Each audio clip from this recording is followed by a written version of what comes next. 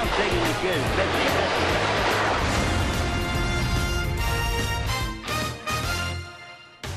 At Citi Field in New York, the New York Mets play the Kansas City Royals. Tuesday Night Baseball is presented by Verizon.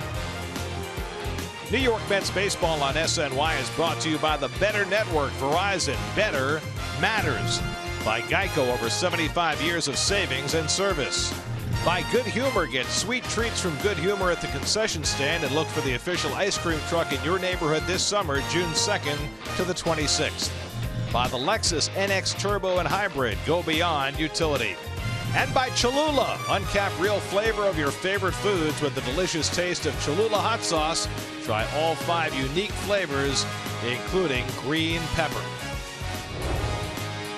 Well, the Mets were the National League champions last year, but the guys who prevented them from winning it all are back in town. Salvador Perez and the Kansas City Royals are in for a couple of games tonight and tomorrow afternoon, and the Mets will try and get some small measure of revenge for the events last November with a new reinforcement on hand.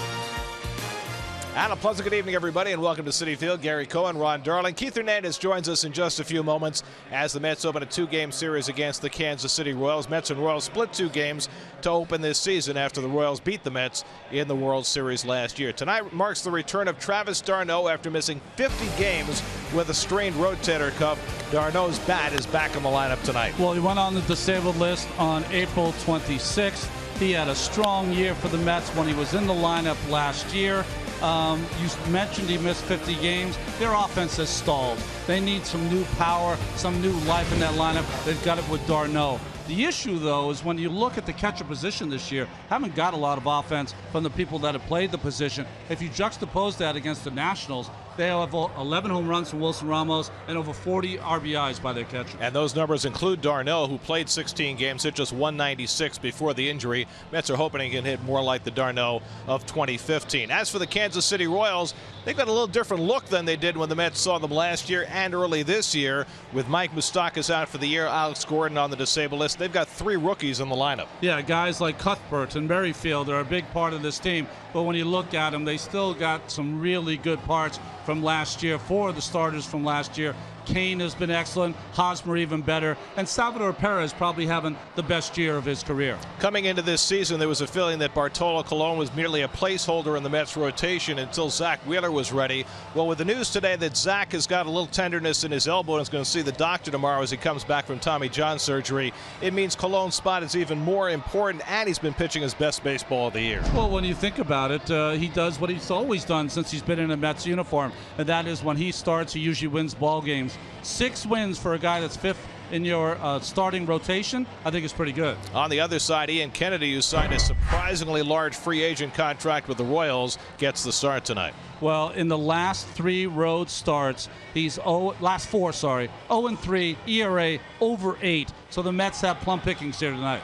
Kennedy in the first year of a 5-year deal. He's a guy who gives up home runs. The Mets are a team that hits home runs. They'll try and do that tonight. Last time the Royals were here, they clinched a World Series title in the fall. Now, on the first full day of summer, the Mets fight back.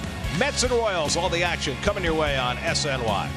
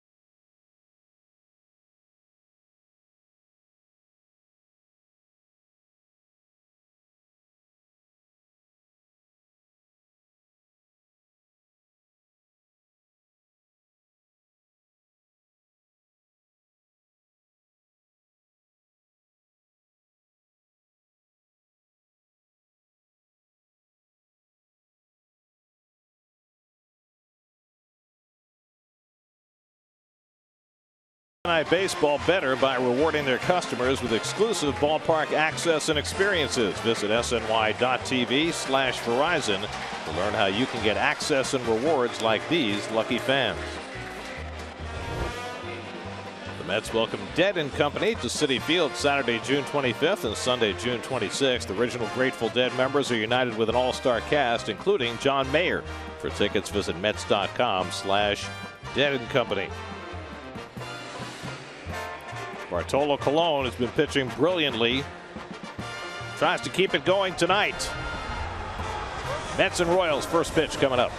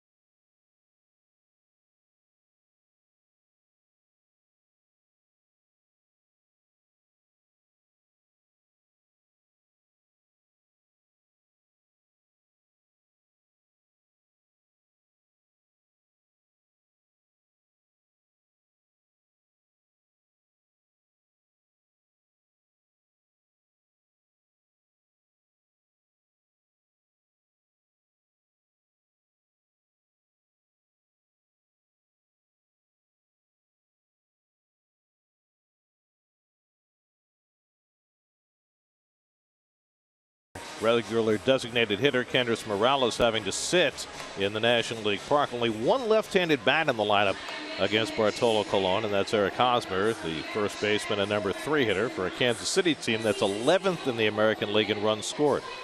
Well, to show you the breadth of the career of Bartolo Colon, he's made 28 starts against this Kansas City Royals team, 15-10, but he hasn't started against them since 2008. 224 major league wins for Bartolo. Think about it this way: with tonight's start, each of his last 6 starts against the Royals will have been for a different team.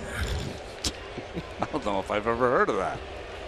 Whit Merrifield, the rookie second baseman, leads off, and Bartolo's first pitch is up and in, and we're underway. Merrifield playing second base these days after being called up from Omaha, and he has been much better than the Royals had ever anticipated. Has taken over the leadoff spot in the batting order. He's hitting .333. It's another part of the changes I didn't mention in the open. Omar Infante, they ate that contract, so Merrifield can play every day.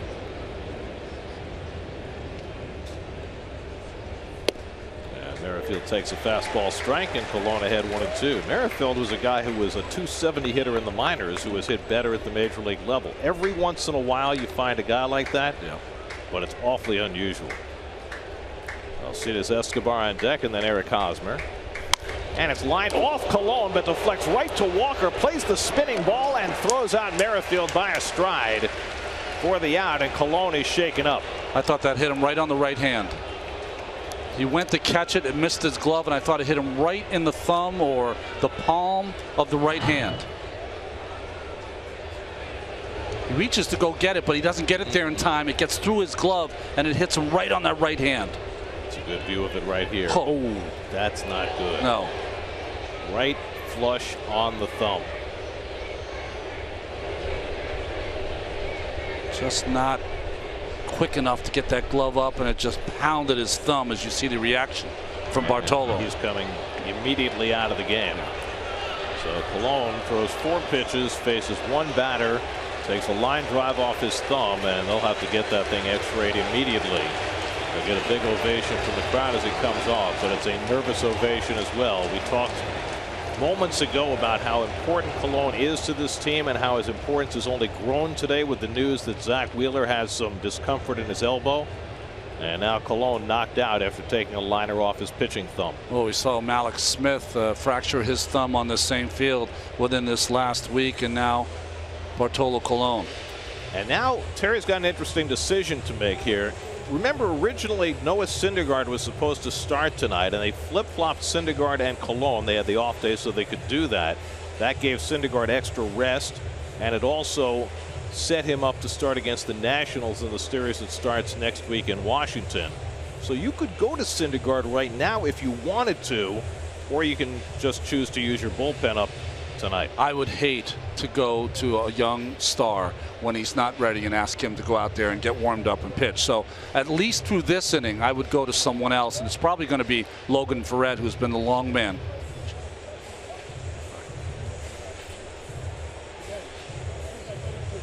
Right off that thumb. I mean, I don't know how it can't be something major there. Sorry, I mentioned Logan Ferret. I was meant to say Sean Gilmartin, who's been up with the team, but he's thrown recently. That's right. Gilmartin just made a start a couple of days ago, and so he was not going to be available tonight or probably tomorrow. So it's Hansel Robles who's going to come in long relief, and the Mets are just going to have to try and patch this together out of the bullpen with the early exit of Bartolo Colon.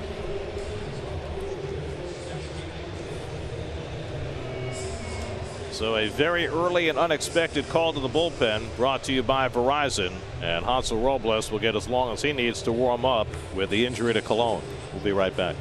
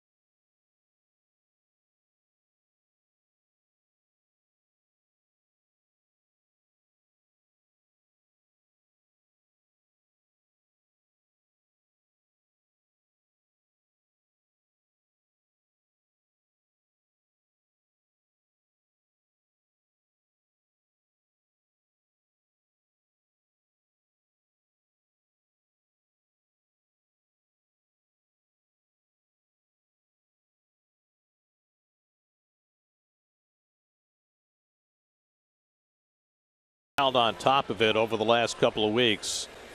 A bigger problem develops immediately in this game as Bartolo Colon is hit on the thumb by the game's opening batter. I mean, Merrifield just hit it right off his thumb. It misses his glove, flush into that thumb.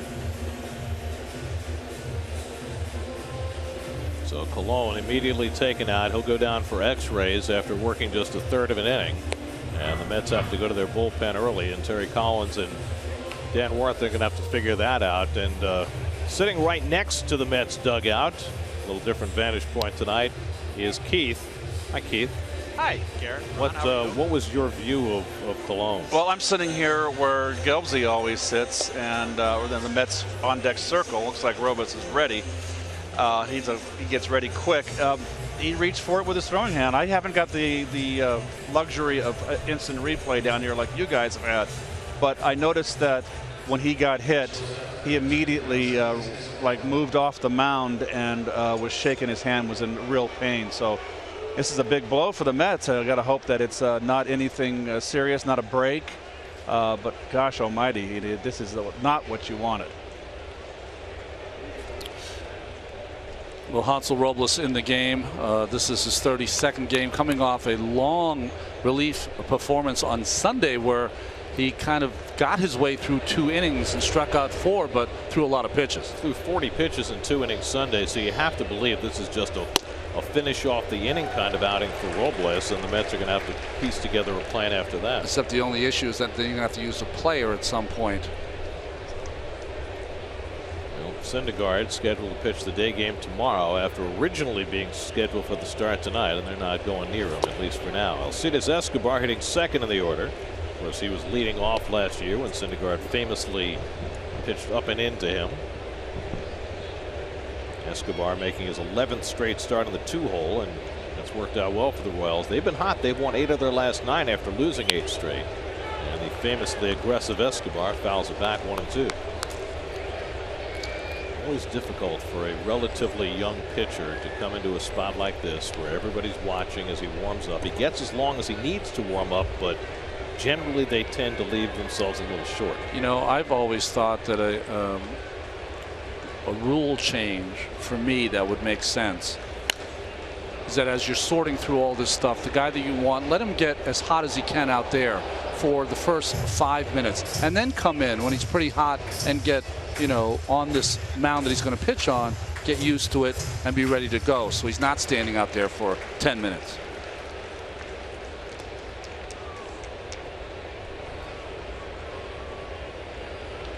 One and 2 to Escobar with Eric Hosmer waiting on deck. So a very stunning beginning to this game. Line the other way, and Escobar's got a hit. So it's a 1-out single for Alcides Escobar, and right there in microcosm is exactly what the Royals do well. Yeah. 2-strike count, takes one the other way. You're going to have to pitch in against this ball club when you get ahead of them, because that's exactly like Gary said. They'll just dump it into right field. They're not going to strike out. They're going to make contact.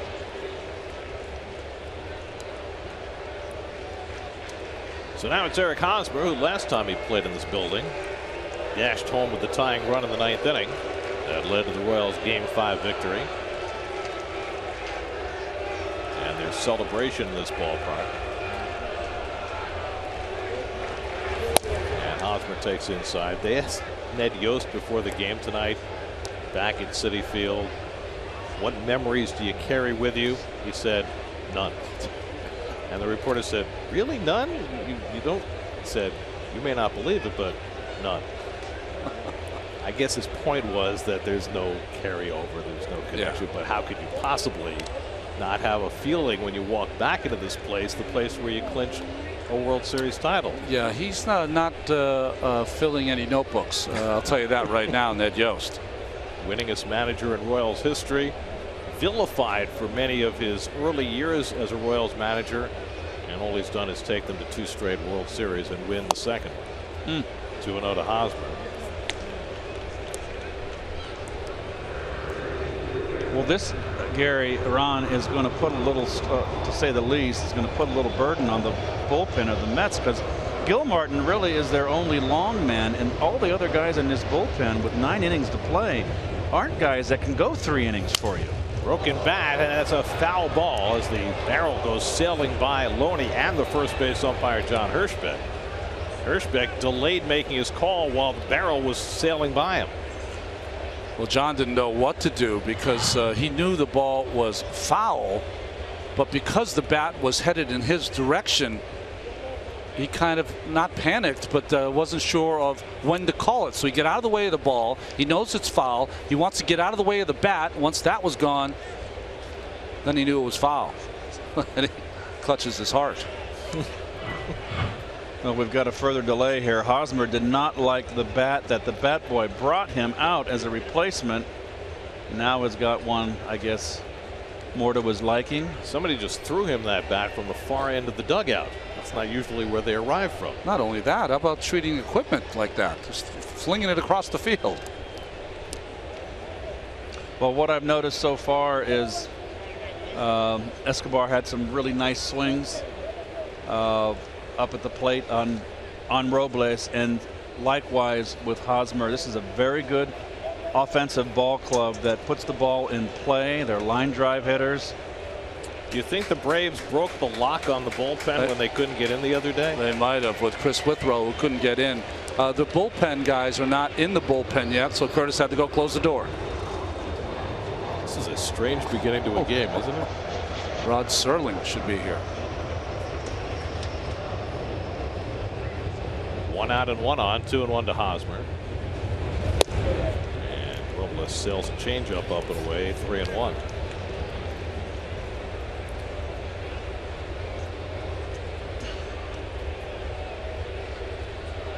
I got to believe that Escobar is going to be in motion here, 3-1.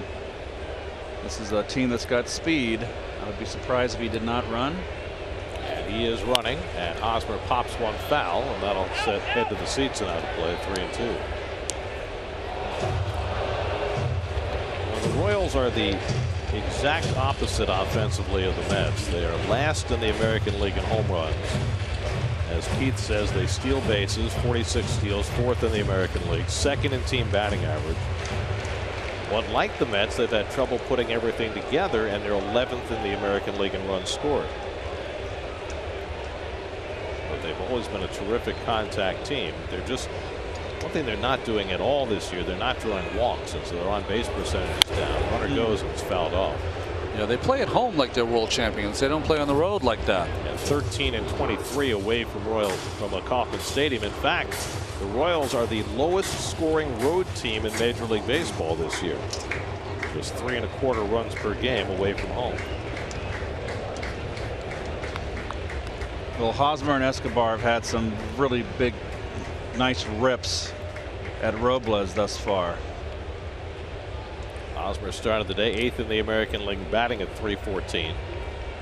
Escobar runs. Hosmer strikes out. The throw by Darno. The tag by Cabrera, and they got him. Strike him out. Throw him out. Double play. Travis d'Arnaud, his first throw off the disabled list. A little wide, but Cabrera with a nice tag. And that ends the top of the first. Strike him out. Throw him out. Nicely handled by the Mets shortstop.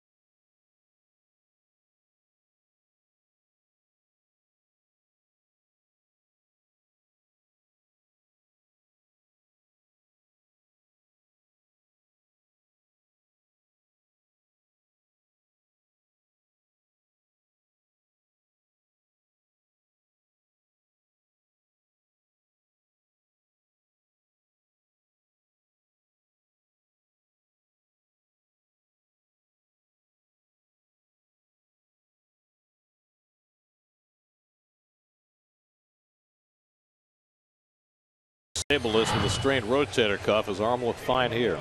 Well, what I like about it is he got rid of it really quickly. So don't worry about the perfect form. Just get it down there and let your shortstop do the work. Cabrera gets spiked here by Escobar right on the toe, but still stays with it and makes the tag. His hands, and we say this all the time, are just extraordinary. Yes, they are. The ball in his general direction, he's going to make the play. There's the Geico Mets starting lineup. Robles was not in the starting lineup. However, he's in the 9 spot now, with Colon leaving after getting hit on the thumb. Darno slotted in the 8 hole in his first game back. Curtis Granderson takes a fastball for ball 1 from Ian Kennedy. Well, what you're going to get from Kennedy's Toyota numbers, 5-5, 500 record, is a decent fastball, a big curveball, and a changeup. Basic pitching from Kennedy.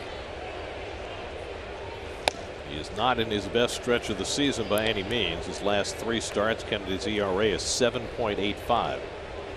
Granderson hitless in his last 9 at bats after a very productive week. Of course, just about everybody in the Mets lineup is in a slump right now after being 1 hit by Julio Teheran on Sunday. Kennedy is prone to the home run ball also. But particularly on the road, Ron, he's given up double digits on the road this year. Oh, jams Granderson, who fouls it off. This Brett Eibner in left field. Kane and Paulo Orlando gets a start in right. Cuthbert, Escobar, Merrifield, and Hosmer with those 2 rookies in there, and Perez behind the plate. 3 Gold Glovers in the field for the Royals. Perez and Hosmer have each won 3 Gold Gloves. Escobar won his first last year. Ian Kennedy had the one big year in Arizona. That was 5 years ago now, when he went 21-4, 2.88. Had a decent year the next year when he won 15, but the last 4 seasons, including this one, 9 games under 500 with a 4.24 ERA. Last year in San Diego, 9-15, 4.28, and that earned him a 5-year, $70 million contract in Kansas City. Stunning. Ain't America great? Changeup misses and a full count to Granderson with Cabrera and Cespedes to follow. Mets have some hitters in the lineup with some great career numbers against Kennedy. Granderson, one of those, 5 for 12 with a home run.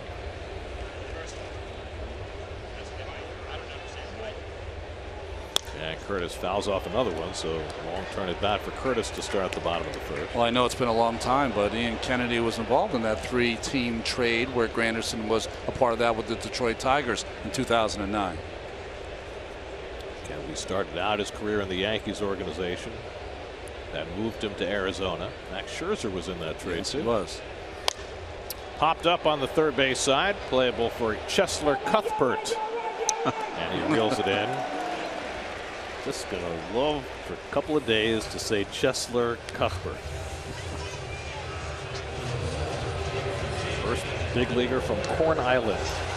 It was originally known as the Mosquito Coast, right? In the day, they used to call the Corn Islands the Mosquito Coast. Is that right? Yeah. Corn Island is an island off the coast of Nicaragua. It was under American influence, which is how you end up being from Nicaragua with a name like Chesler Cuthbert. Here's Asdrubal Cabrera hitting at 265. And Kennedy finds the inside corner. 94 from Kennedy. That's about as hard as he can top out at. He is now 31 years old. Played his college ball at Southern Cal with Lucas Duda.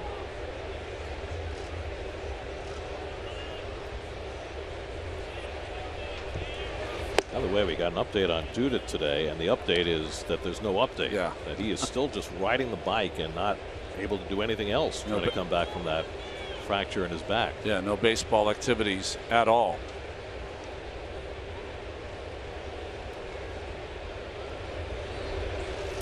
Curveball hit out to left field, hit well. Back goes Eibner near the wall, and it's out of here. Home run for Asdrubal Cabrera, an opposite field shot, his 7th of the year. And the Mets jump out to a 1-0 lead.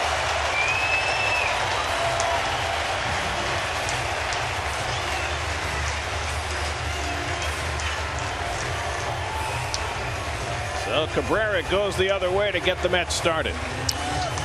Well, Eibner went back on this baseball and was chasing it the whole time. Difficulty turning around the right way. First, the hanging curveball from Cabrera. Pounded to left field. And watch Eibner, can't really get turned around the right way. And by the time he gets up there, drops against the fence over that orange railing there. As long as it hits the metal railing above the orange line, it's a home run, and no question from the Kansas City dugout once they looked at a replay. So Kennedy's given up his 17th home run of the season, and the Mets have the early lead. Cespedes takes off the plate for ball one. Well, Kennedy is not a big guy. He's 6 feet tall, and everybody's so tall today, the athletes, that he looks diminished out there, and he's really not, but he's not an overpowering pitcher. That was definitely, I could tell from here, Gary, that was a hanging breaking ball on the outer part of the plate. And Cabrera goes so well the other way. That's what I'd like to see from him. Remember, where he hit it, it's only around 358, so it's a good spot to pop that ball over the fence. 2-0 to Cespedes with Walker on deck, and it's outside. Keith, when you sit down there and watch the pitches, is it similar to the view you used to have when you sat in the dugout? No, Gary, because the dugouts are further up the lines now, where I'm sitting and where the home plate, these first base cameras are. The end of the dugout closest to home plate is 3/4 of the way to first base. Mets at Shea Stadium and all the old ballparks, the dugouts were closer to home plate. So I used to, almost where the on-deck circle is now, where Walker is in the on-deck circle, I used to get down as far as possible to get a good view of what the pitcher had. But here it's almost at a broadside view, Gary. It's really hard to discern what the pitcher's got. Something I wouldn't like if I was a player today. Well, we just got word on Bartolo Colon. X-rays on his right thumb were negative. Just a contusion is what they're calling it, a bruise. Hit behind the bag, and that's where Merrifield is playing. Throw out Cespedes for the second out. So that's certainly a good news that there's apparently no break in that right thumb, but obviously it's going to be a rather severe bruise after taking that hard line drive. That Mets home run means $2,000 for No Kid Hungry, enough to provide 20,000 healthy meals courtesy of City. Ronnie is a pitcher who has hurt his thumb. What can you expect over the next days and weeks for Bartolo trying to come back from that? Well, I'd be very surprised, Gary, if it hasn't already blown up once he got into the locker room. You know, just from the swelling alone. They'll try to take that down as much as they can, of course, with ice on his hand. But, you know, he is a field pitcher. It's all about the feeling of the baseball and the pressure on the baseball to move it. And, you know, it hurt him more than it would hurt others who are just pure power pitchers. I mean, just sitting here and watching what happened, it's hard to envision him not going on the disabled list. Is that fair to say? I'd be shocked if he doesn't. And I'm shocked that his thumb's not broken. I'm shocked by that because, I mean, it caught him flush right at the joint, right before it hits the palm. So, well, strong man. As I've always said, when you have an injury like that, any kind of contact injury, ice is critical the first 24 hours. Well, here's the injury again. Line drive by Merrifield, the opening batter of the game, right off the base of the thumb. And he's a very fortunate man to not have a break there. Walker smacks one deep to center. Kane racing back, and he makes a terrific catch. Lorenzo Cain, who is a fine outfielder, had to go a long way on a ball that did not have a whole lot of trajectory. And he made a very difficult play look easy. Cabrera's home run gives the Mets the lead, 1-0 New York after 1.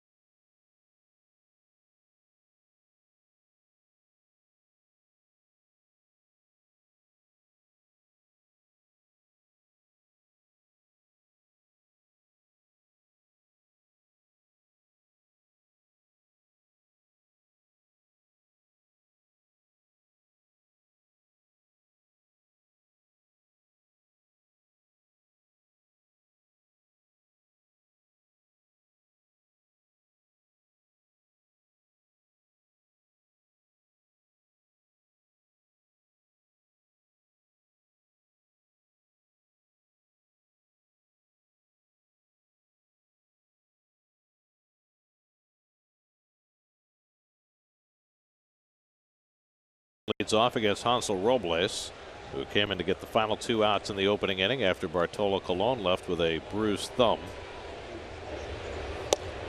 And Kane takes a slider inside. Well, he has such long strides that sometimes you don't realize he's making up so much room with his speed. He reminds me a little bit of Devon White, who played in my day, who could go get him too. That's a good call. That's one of the beauties of being down here on the field level, guys, is I can immediately go and look at. I picked up Kane right away and his big long strides. I mean, it's fun to watch a great outfielder cover ground and go run balls down. That's line into center field, and Kane has a leadoff hit. But Robles has faced 3 batters and given up 2 hits. Gary, you mentioned before that Robles threw 40 pitches in his relief stint on Sunday. Hanging slider here to Kane. And we mentioned that Gil Martin threw 100 pitches on Sunday, 7 innings pitched.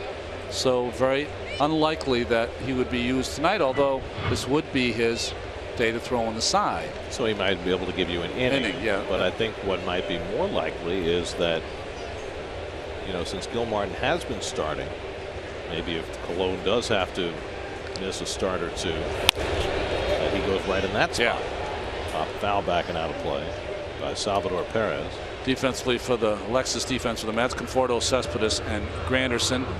Flores getting all the time at third base. Cabrera, Walker, and James Loney, and Travis d'Arnaud back behind the plate. Well, I tell you what, this far through the lineup for the Royals, this deep in the lineup, they're all very aggressive, attacking the pitcher. They're not waiting for the perfect pitch. Salvador Perez, last year's World Series MVP, has been raging hot, hitting .467 over an 11-game hitting streak, has his average up to .307 for the year.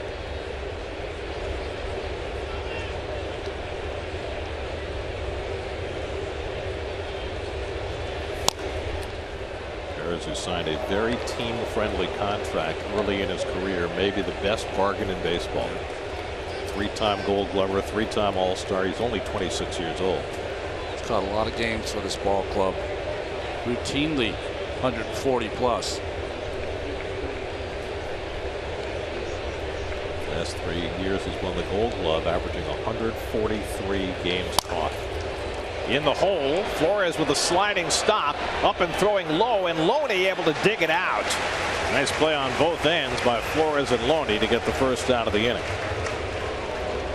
Well, Wilmer was lucky that Salvador Perez was running. Gets to this baseball, didn't have a play at second base because of the speed of Kane. And what a play by Loney. This is an in-between hop, I believe, Keith, or I don't know how it looked down there. Long hop, Ron. Whenever it's on the grass, okay, you're going to get a true hop too, unless the grass is wet. Then the ball tends to skip. But this is a perfectly dry field, immaculate condition. Nice play by Wilmer. Not a strong throw to first base, and you saw he double tapped when he took on the exchange, something that's a bad habit. Very interesting. I don't know if you could see on the replay down there, Keith, the way Loney caught that ball, almost like he caught it with a pair of tweezers. Never got into the pocket. There's Paulo Orlando playing right field with a runner at second, and he fouls one at the plate. The only issue with Loney catching the ball the way he does, kind of on the base, is that he put himself in position to be run over by Perez. Perez did a great job of avoiding him at the first base bag. And a long hop like that, you should be able to get out in front and get maximum stretch.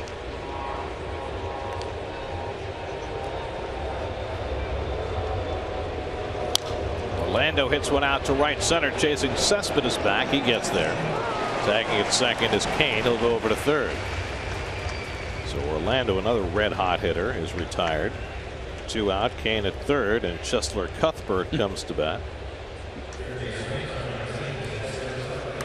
Royals finished off a sweep of the Tigers on Sunday, and Cuthbert had the game-winning RBI in the bottom of the 13th inning. Royals have had a very strange year. They've been very hot, very cold. They've won 8 of 9 after an 8-game losing streak. They sit a game behind Cleveland in the American League Central starting play tonight after Cleveland won their game last night. Cuthbert filling in at third for Mike Moustakas, is out for the year after tearing up his knee. You can see the various streaks for the Royals this year. Up and down and up and down. And they're on the upswing right now. But their hot streaks have been red hot. Not getting a low strike, Ronnie, from home plate umpire. Bill Welke. Yes. Sorry, I don't have my scorecard with me. It'd be too cumbersome down here to have my scorecard. One more piece of paper, that would be just terrible.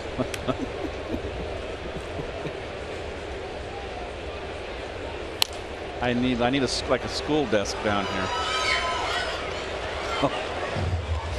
So wait a second. Are you in the authenticator's seat? Yes, I am. But I am the central scrutinizer. Central scrutinizer. Looks like you're being scrutinized too, by the way. From Joe's Garage, Part 2. Kane at third and 2 out. 1 and 2 to Cuthbert. And it comes inside, and it's a foul ball.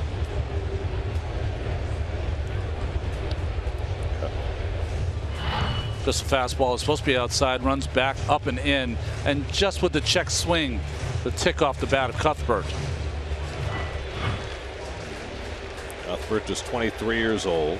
Had a cup of coffee with the Royals last year. 46 at bats. Nice job filling in for Moustakas. Royals should get Alex Gordon back in about a week. That certainly will fortify them. He's been out with a fractured wrist. Check swing foul. 97 from Robles. So I would assume you can't go much beyond this inning with Robles. He threw 41 pitches Sunday. He's already thrown 25 pitches tonight.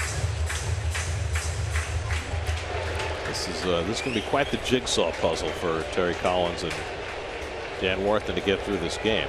And his position in the order doesn't come up really, so you don't want to make a double switch this early. 1-2 coming. Taken high. Well, you certainly have plenty of bats on the bench when you include the Mets bench and the pitchers. Yeah. Even Sean Gilmore is a good hitter. Just recalled today. Mets put Jim Henderson on the disabled list. He's had some shoulder issues. Mets also sent Kevin Plawecki down when they activated Travis d'Arnaud today.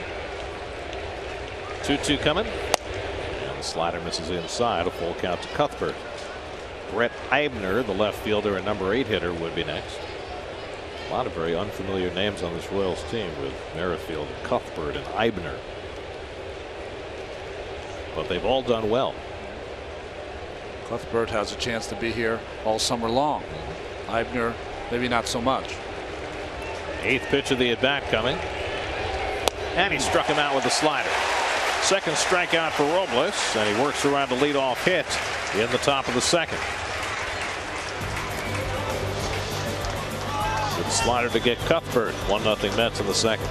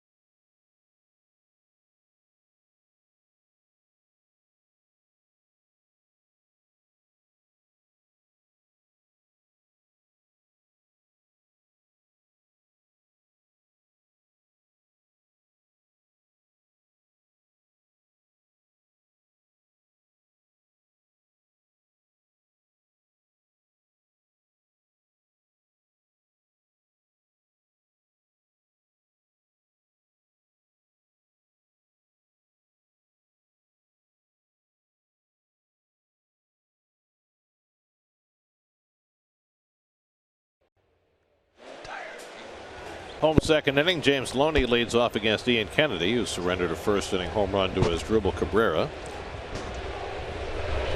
Loney had a 7-game hitting streak in Sunday. He lifts this one out to right center. Playable in the gap for Kane, who's calling all the way. 1 pitch and 1 out. Time for greater coverage of baseball, brought to you by T-Mobile. Last night, Steven Strasburg scratched with an upper back strain.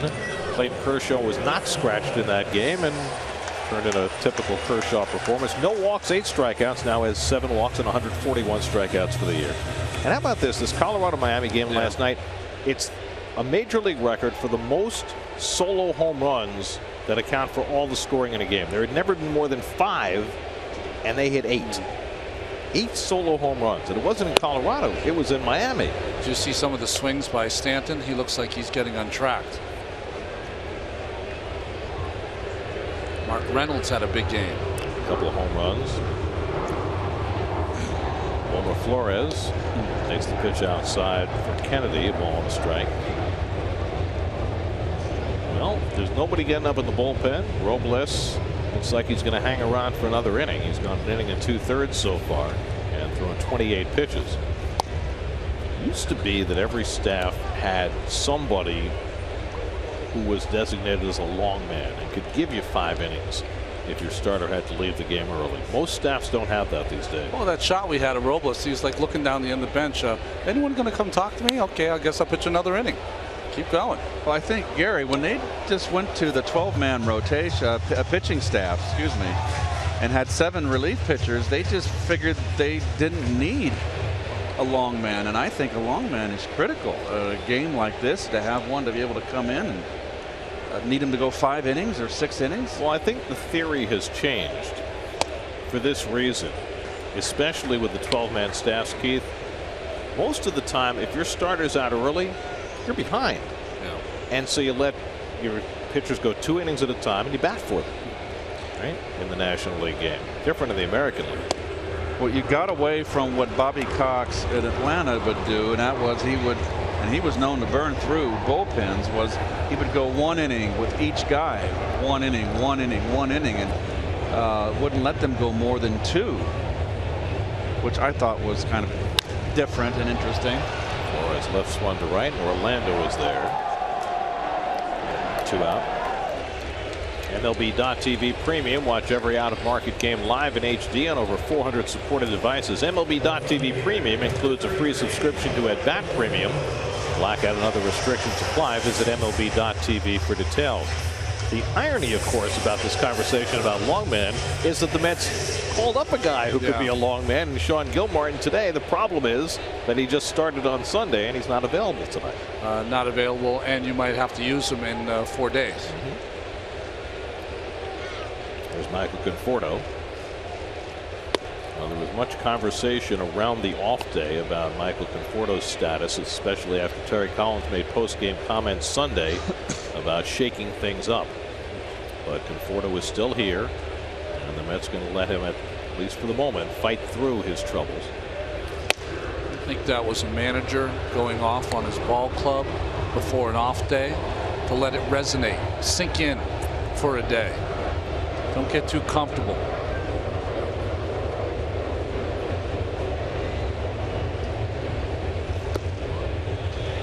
Well, one thing for certain, I mean, Conforto's hitting .231 right now, and he doesn't look shaken as far as confidence is concerned. I will say something for these new young players is that they feel good about themselves. I'd be shaken to the bone if I was hitting .230 and almost getting close to July. I've been there with the Cardinals early in my career when I was 20.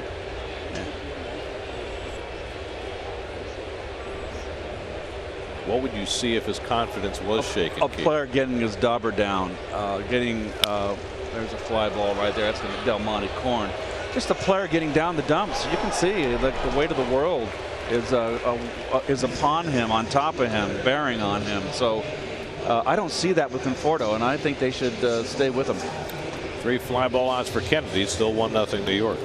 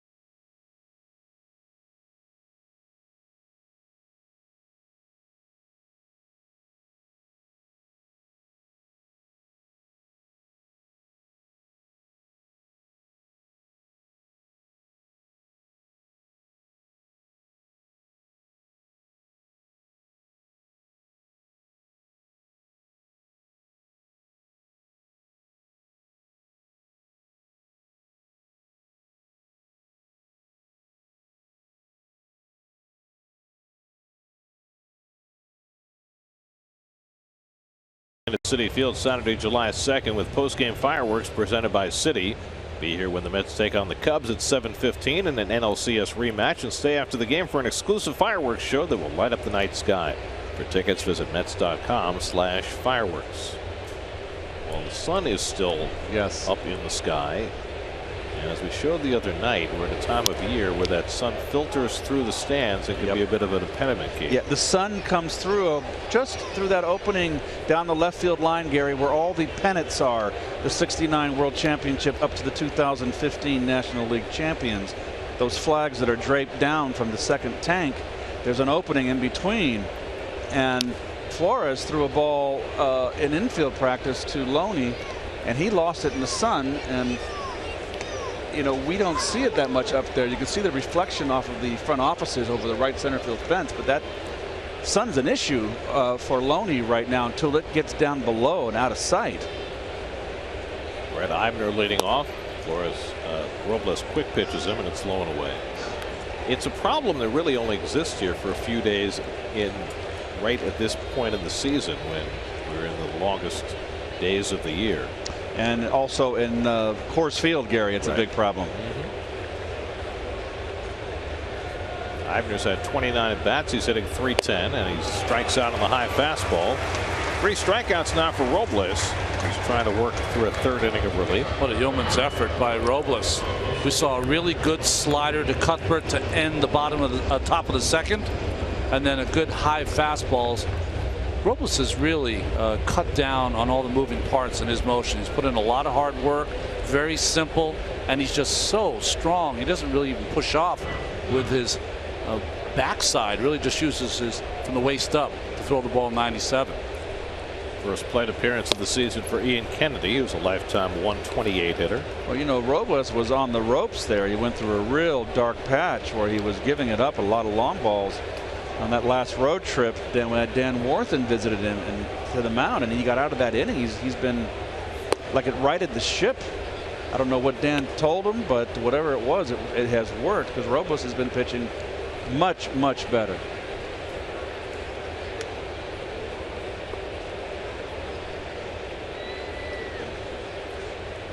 Well, you would have to think that this outing is particularly poignant for Hansel. He and the other young Mets Latino pitchers worship Bartolo Colon. And watching Bart be knocked out of the game because of injury had to be an emotional experience for that staff. As he strikes out Kennedy, 3 consecutive strikeouts now for Robles, 2 away. Well, Robles is keeping the ball down, and this is one of the better things that I can observe at my vantage point here. Is I can't tell the corners one bit, but I can sure tell elevation of pitch. And Kennedy is really been keeping the ball on the knees, and in this inning in particular, Robles has been on the knees. Robles has now gone 2 1/3, which matches his longest outing of the season. He takes on Whit Merrifield, who hit the line drive that injured Colon's thumb, leading off the game. That's twice now. Robles started out Ian Kennedy with a changeup, and now starts Whit Merrifield with a first pitch changeup. He's pitching more like a starting pitcher tonight, mixing in that third pitch. Not against the pitcher, though.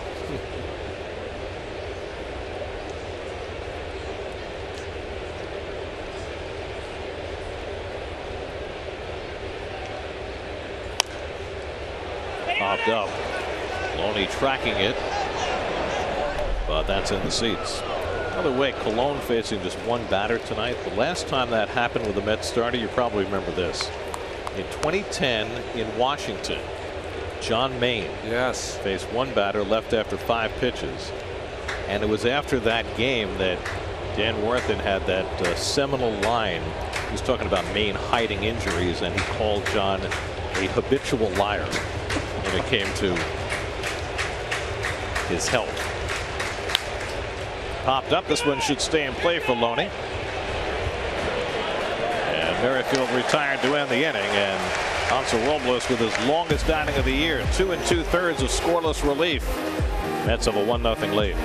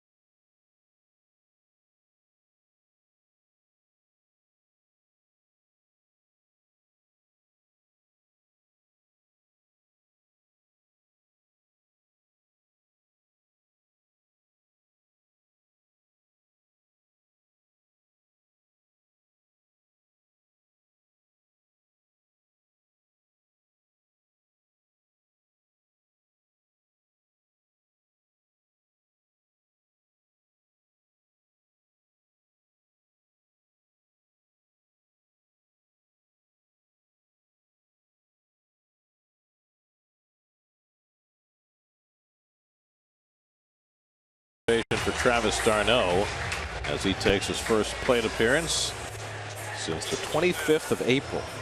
Missed 50 games. Travis has had 46 at bats this season, hitting 196. He was not off to a fast start even before he got hurt. That sent Kevin Plawecki down to make room with Travis coming off the DL. He swung the bat well during his rehab assignment, played 11 games in the minors, and hit over 300. Well, they tried to get Travis away from wrapping that bat around top of his head, and he's got it way forward, almost over his front shoulder, like Julio Franco. And other than the fact that it takes that much longer for the bat to get in the hitting zone, Keith, is there another downside to that? Well, it is just going. It's a long. It makes for a long swing, Garrett. It's when you take it back and have your approach. If you leave it over your front shoulder and don't straighten it out, then it's going to have to be a very, very long swing, and you're going to have to be very, very strong to get away with that, like Franco did in his career, his great career.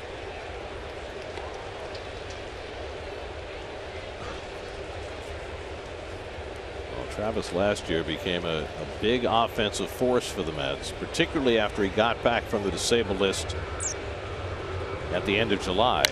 He hits this one out to right field, hit well. Back goes Orlando to the track. Back at the wall, he makes the catch. d'Arnaud didn't miss by much, sending Orlando right back to the top of the fence for a long first out. Oh boy, pitch away, Keith, and he went right with it. Smoked this ball to right field. Better play than what we're seeing by this Kansas City team. This is what they do. They catch everything in the outfield. Well, he got a terrific jump, and also Ian Kennedy took a deep sigh of relief, a deep breath after that ball was caught.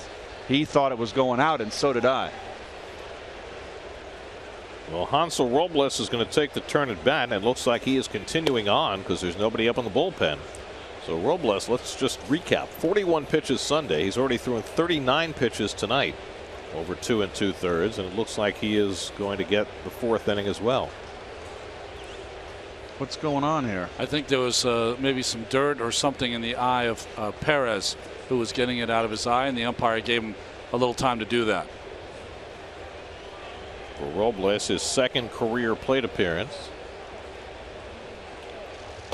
If you remember Steven Matz's first start of the year, he got knocked out early against Miami. Robles came and had an at bat early in that game, was asked to bunt, and bunted into a double play.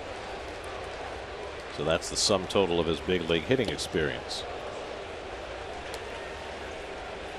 Not a bad swing by Robles right there. Robles and Perez are going back and forth.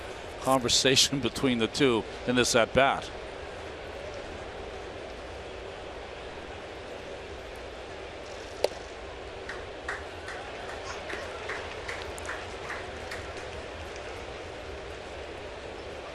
Ian Kennedy has gotten the last 5 outs on fly balls, 2 of them very well hit. 1 run down by Kane, the other by Orlando. And Robles hangs it on the cutter away. And he got the Bartolo applause from the fans for making contact. It's a golfer's clap.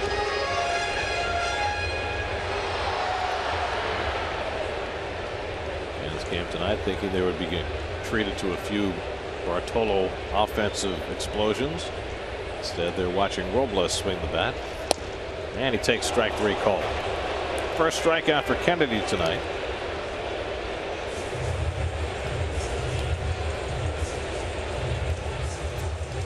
Well, in the 2nd inning, when Wilmer Flores came up to bat, one of the great things is to watch the Gold Glover Perez behind the plate.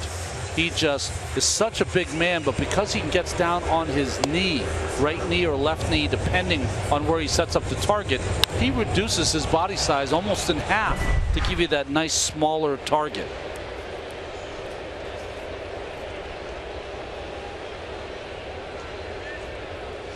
Granderson, who fouled out in the 1st inning, a 9-pitch at bat against Kennedy. Curtis, very crouched guys. We don't see this upstairs. Really creates a very tight strike zone, up and down in the strike zone. Very crouched.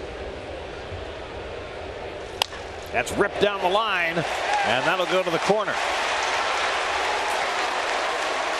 Orlando's throw comes in offline, and Granderson has a 2-out double.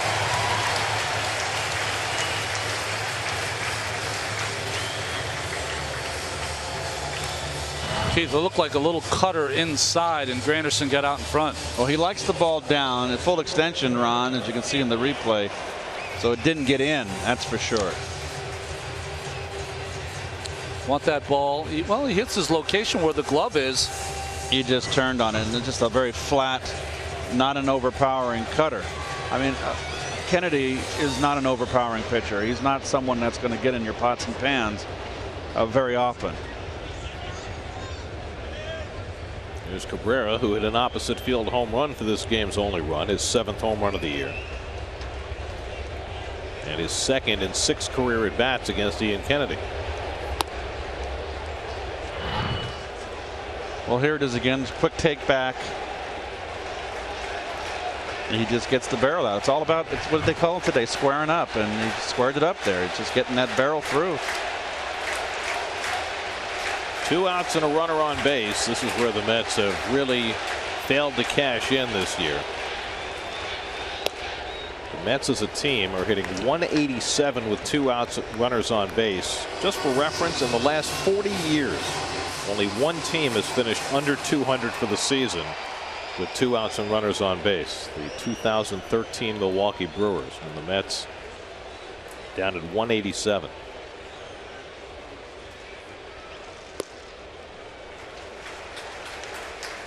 Well, these are some of the numbers for the Mets this year. Runners in scoring position, runners in scoring position with 2 out. They have the 2nd fewest plate appearances with runners in scoring position. That's telling. Well, they're 11th in the league in on base percentage, which is something that the Mets stress but have not done a good job of this year. 2-1 coming, and Cabrera clocks one to deep right field. Back goes Orlando, and he's got room to make the catch. Mets hit some balls hard in that inning against Kennedy, but he manages to work his way out of it. Still 1-0.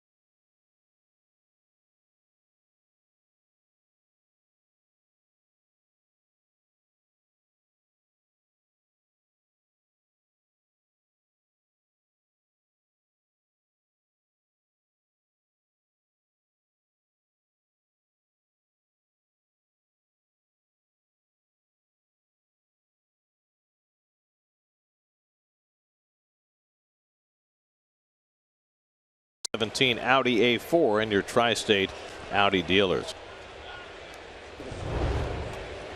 Well, Hansel Robles still out there trucking after 2 2/3 innings of long relief. And will face Alcides Escobar leading off in the 4th. Bartolo Colon leaving the game after being hit in the right thumb by a line drive by the first batter of the game. And left with what is being deemed a right thumb contusion. X-rays were negative.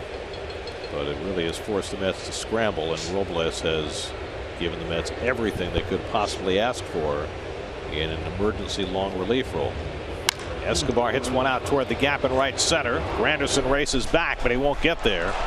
Escobar to second, and he'll stop there with a leadoff double. So Alcides Escobar is 2 for 2 and has gone to right field in both at bats. Boy, Escobar has got himself a nice little swing now. Both balls now base hits the opposite field. Oh, he's an aggressive hitter. Nice swing.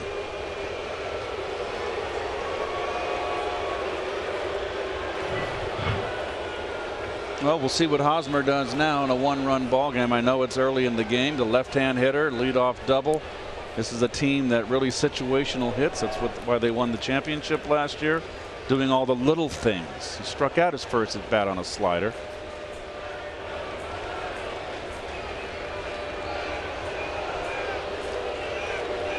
Cabrera is staying right behind Escobar at second base, so he can't get far away. Hosmer takes the fastball away.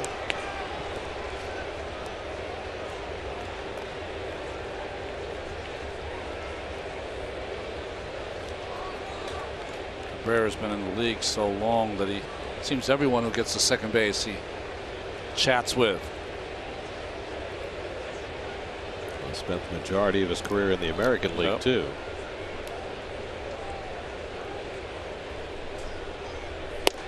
And Hosmer takes the changeup for a strike, and it's 1-1. This is as good a changeup and as much as we've seen Hansel use it as he has all year. Well, he's had to have known that he's going to have to use all 3 pitches when he's been pushed to the max like he's pushed here this evening.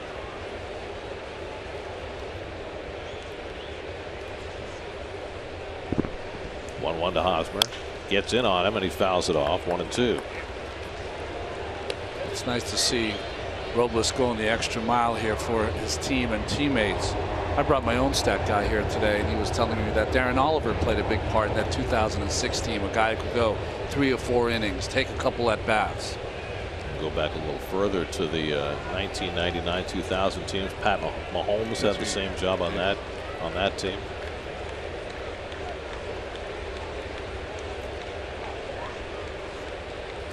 One-two to Hosmer. Struck him out. Big strikeout for Robles. He gets Hosmer for the second time. That's 5 strikeouts now for Hansel. That's a big strikeout right there for Robles. Tough left-hand hitter, having a terrific year. Another breaking ball, RJ. Yeah, Gary mentioned the changeup from Robles. His slider has been as good as we've ever seen the last couple of innings. That one down and in.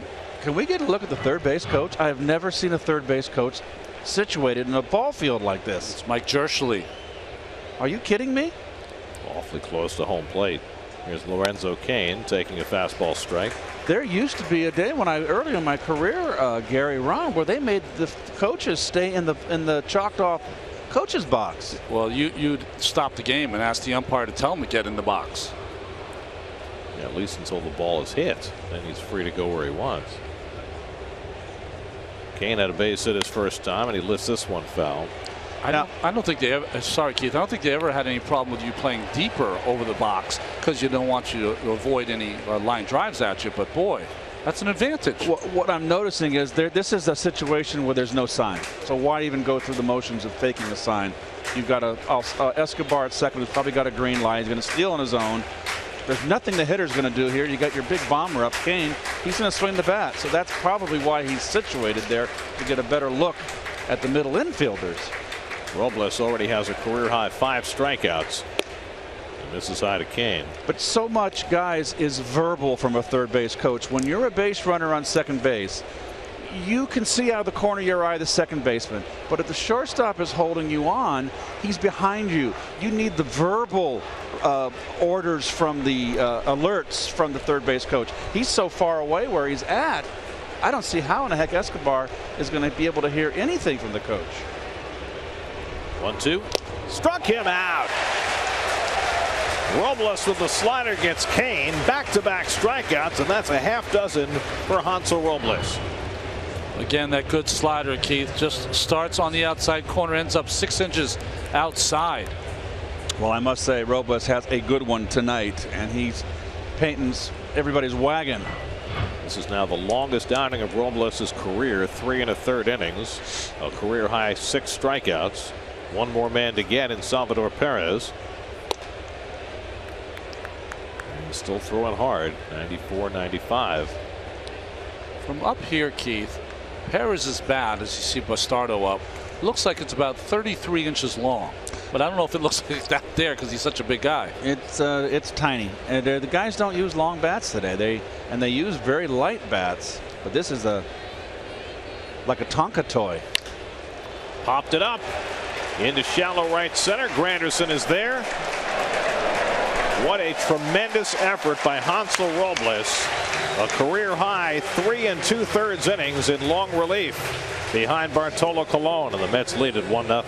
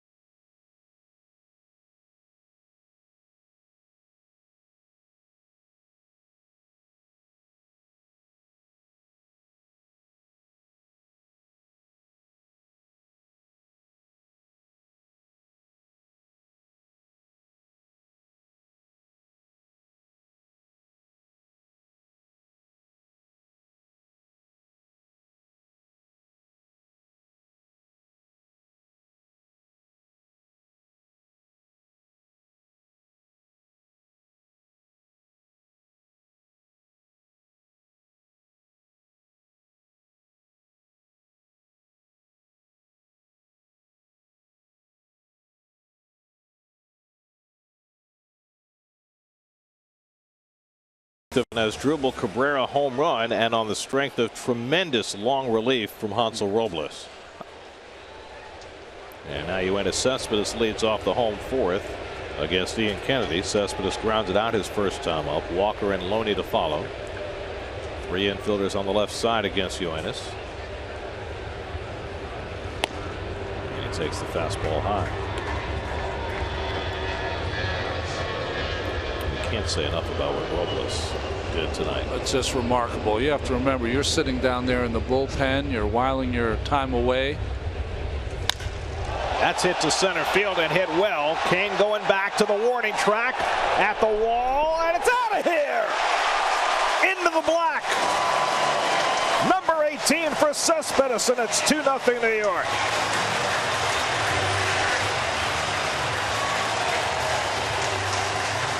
Well, Keith, another home run given up by Kennedy on the road. This one just split the plate in half. Outer half, full extension run, and a fastball stayed straight. Too bad no one's on base for him. The little guy didn't hit it. That was a no doubt. That was crushed. Ball supposed to be in. It was middle away, Keith, and he knew he had it as soon as he hit it. Bell tie. Kane was poised, hoping for a play. No play to be had. So Cabrera and Cespedes have gone deep. Now Walker punches one to center, and Kane comes in and makes the play for the first out. Well, here it is right here from the rear end view. And I tell you what, if there was more room for Kane, I'd say this was the old Polo Grounds, he would have caught it. Well, they cover a lot of territory in that outfield for the Royals. That was uncoverable territory.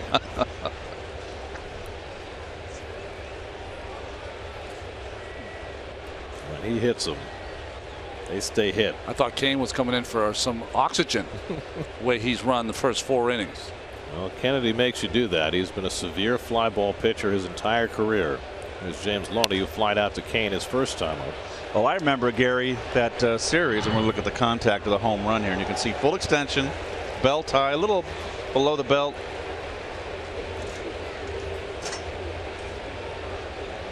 I said I thought he got it, but yeah, I thought the fist at the bottom signified to me that he thought he got it, but maybe not.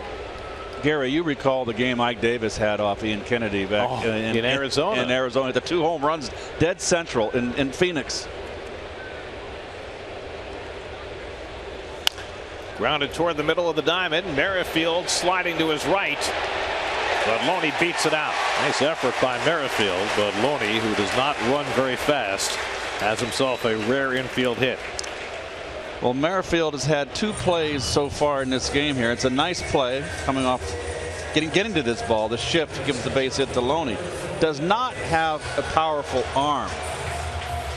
And what I've noticed so far, young Merrifield. He's a guy who's played all over the place in his career, an outfielder in the minor leagues. So 1 out and 1 on. Now Wilmer Flores, who flied out to right his first time up. That's with 4 hits now against Kennedy. That was the first single, a double and 2 home runs.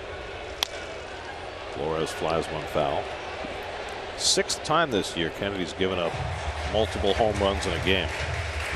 18 now he's allowed overall. I believe, but 15 on the road, guys, now? Is he given only 3 at home and 15 on the road? Am I correct? Sounds right, Keith. I mean, that's... it kind of reflects this entire Royals team. I don't usually put a lot of stock in home road numbers, but for this team it's been so stark. I mean, 25 and 8 at home, 13 and 23 on the road. The ERA ballooned on the road. It's as stingy as you can be at home, scoring 5 runs at home and scoring just over 3 on the road.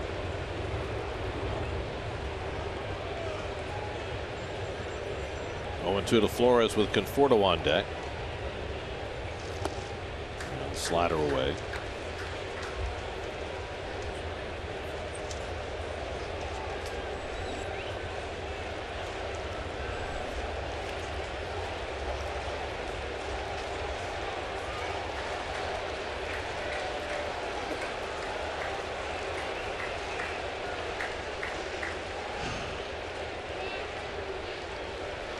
One-two to Flores, and he golfs one down the left field line. It's hooking. Foul. You could win a gas card. Just follow SNY on Twitter during the 5th inning of tonight's game for details on how to enter the SNY 5th inning sweepstakes presented by Tri-State Ford.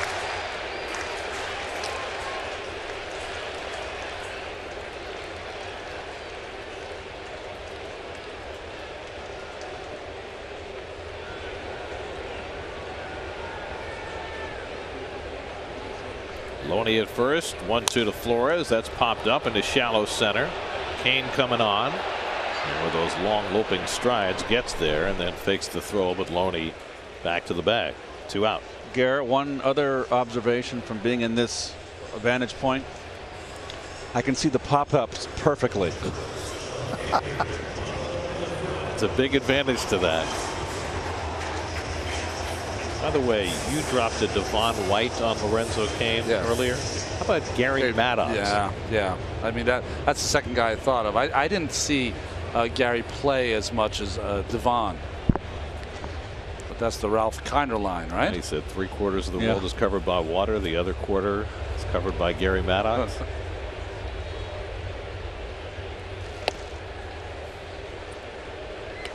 Well, you can see where I'm at here. I'm with the authenticator to my right, and all the photographers here, and a lot of them have their laptops with them so they can take their photographs and see instantly. Everybody's got their jobs to do around here. A lot of stuff going on. So we pick up the papers in the morning. We get our are photographs of the action. Let me ask you this, Keith. With the fans right on top of you there, have they allowed you to do your job unimpeded? The beginning, they were calling my name. I had put my earphones on so I could play deaf. And I had a police officer here that was very nicely telling them that I had a job to do. But the fans are pretty low-key tonight. There's not a whole lot of excitement. It's kind of a 2-0 ball game, a tight game. And you know what? This is what I like. I don't like the interruption and the intrusion of music. And Vito, I'm not getting on you about this, okay, Vito? So just calm down. It's just let the people talk and watch the game. And you're sitting there going, you know, Kennedy, boy, he's giving up a lot of fly balls. Boy, he's keeping the ball down. Boy, the Mets have hit some balls hard. You know, I like this. This is baseball. It's not basketball where they're running up and down the floor and there's constant action. This is supposed to be a relaxing sport, a sport where you can converse. And I just love it. I love it. I'm an old dinosaur. You know, I've been called worse things in my life. I don't mind. I'm a Tyrannosaurus Rex. It's fine. I've seen directors' chairs. I've seen producers' chairs. I've never seen a field reporter's chair, but you're in it, Keith. You know what you're going to see a lot of on Twitter and Facebook later tonight? Pictures of the back of Keith's head. Because every single fan sitting behind him is taking that picture. After Conforto walks, Travis d'Arnaud bats with 2 out and 2 on. And skips in a cutter from Kennedy. Well, d'Arnaud in his first at bat after missing 50 games nearly hit the ball out of the ballpark. Sent Paulo Orlando to the top of the fence in right field to reel in his drive in the 3rd inning. Well, this is where d'Arnaud could pay instant dividends. 2 outs, runner in scoring position. By the way, also Robles is going to bat again, or at least he's out on deck. They had Antonio Bastardo up in the bullpen, and I presumed that Robles was done. Well, he won't bat if d'Arnaud gets on and the run doesn't score. Bases are loaded, of course, right? Try to push the lead. Unless they wanted to pitch another inning, which I can't imagine. Good cut by d'Arnaud, and he fouls back 1-2.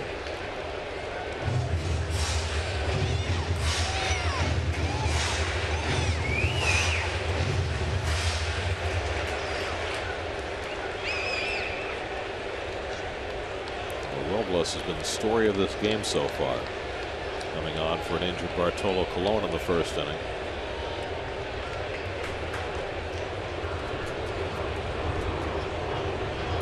One-two from Kennedy, and d'Arnaud goes down on the fastball to end the inning. Second strikeout for Kennedy. Mets leave a couple, but Yoenis Cespedes gives the Mets their 2nd run with a long home run. Keith will join us in the booth a little bit later. You find an elevator, will you?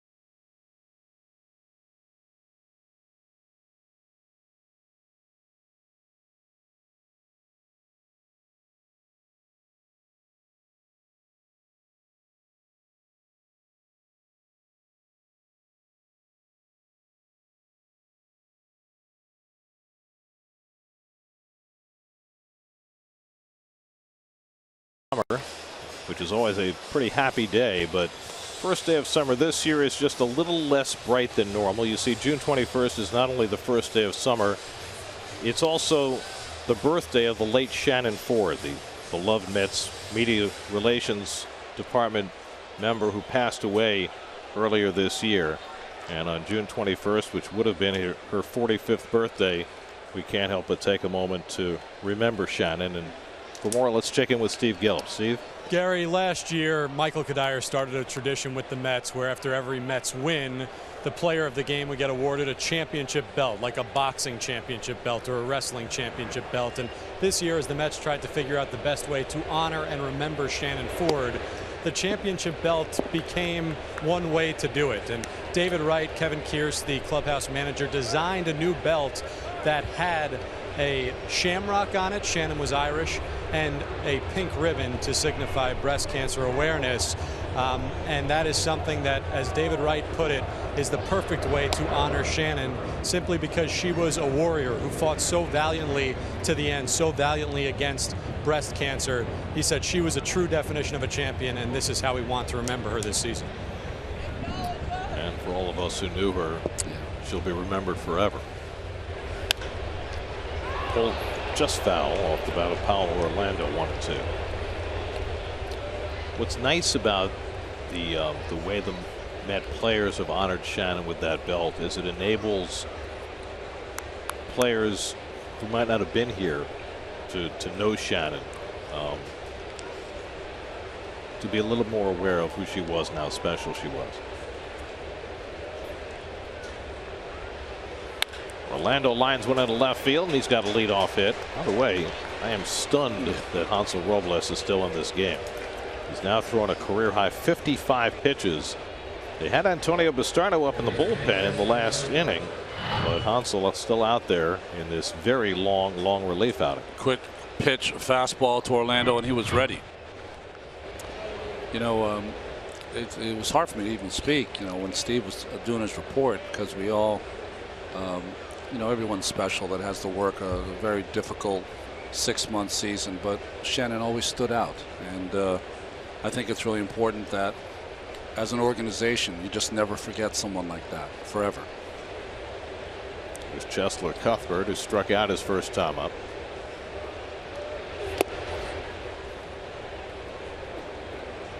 I would assume, Ronnie, the fact that Robles is still in this game speaks to two things. One, that he seems to Dan Warthen to not be showing signs of fatigue, and two, that he's asking to stay in. Well, signs of fatigue. This is the best he's thrown all season long, using all his pitches as Eric Adell gets up.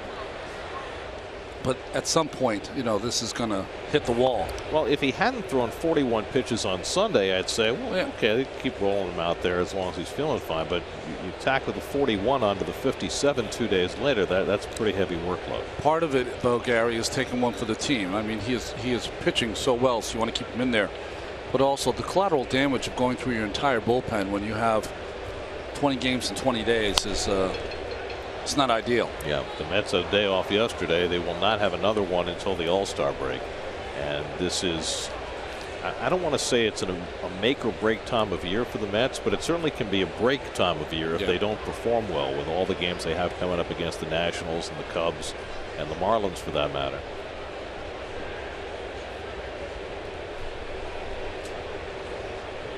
Orlando at first and nobody out. Listen, the Mets recognize that it's in a very important part of the year, or Noah Syndergaard would be pitching tonight.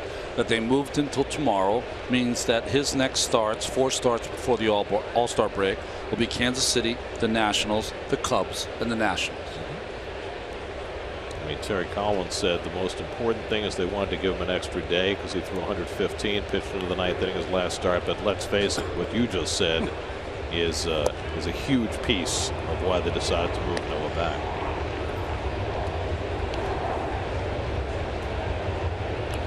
Cuthbert taking some fine at bats. I know on his first at bat he struck out on a slider on a 3-2 pitch from Robles, but he has stayed in these at bats, laying off difficult pitches. Orlando the tying run at first. not going on a half swing, and he went around. 3-2. Let me take that back. It's one of those where you're guessing fastball because it's 3-1. You can't wait to get it. You get it, and it's not in the zone.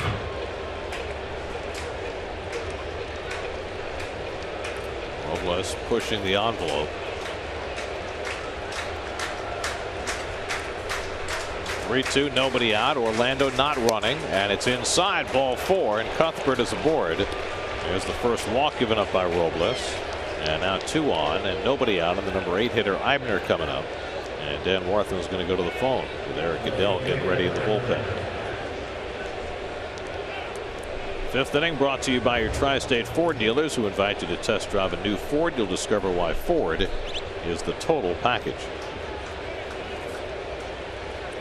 Now Dan Warthen will visit Robles and try and figure out how much he's got left. Well, I think it's more of, although it doesn't seem right that you'd have to waste time to make sure that Goodell's ready. Interesting that Warthen started out the conference with a little joke, a little aside to Robles to kind of calm him down a little bit, and then back to business on how to try to get out of this inning. Like, you're still here?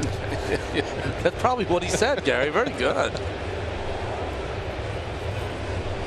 There are certain long relief outings that stand out in your mind. I always go back to a game the Mets played at Pittsburgh in 2001. They had a journeyman pitcher named Dickie Gonzalez, and he came in after Glendon Rush got knocked out in the 2nd inning, and Dickie Gonzalez threw 6 2/3 of scoreless relief that day in a Met win. Of course, the most famous long relief outing in Mets history, Game 3 of the League Championship Series against the Braves in 1969.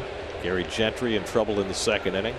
Nolan Ryan came in, through 7 innings of long relief in the clincher in that series. Brett Eibner struck out his first time up.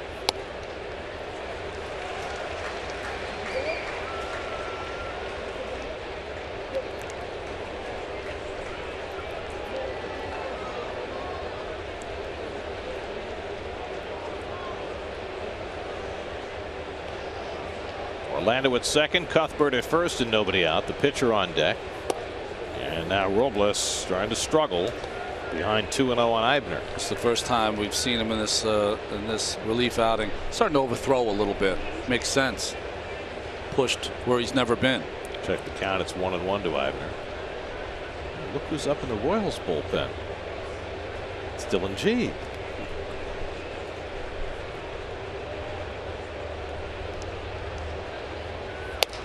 And Eibner takes a strike, and it's 1-2.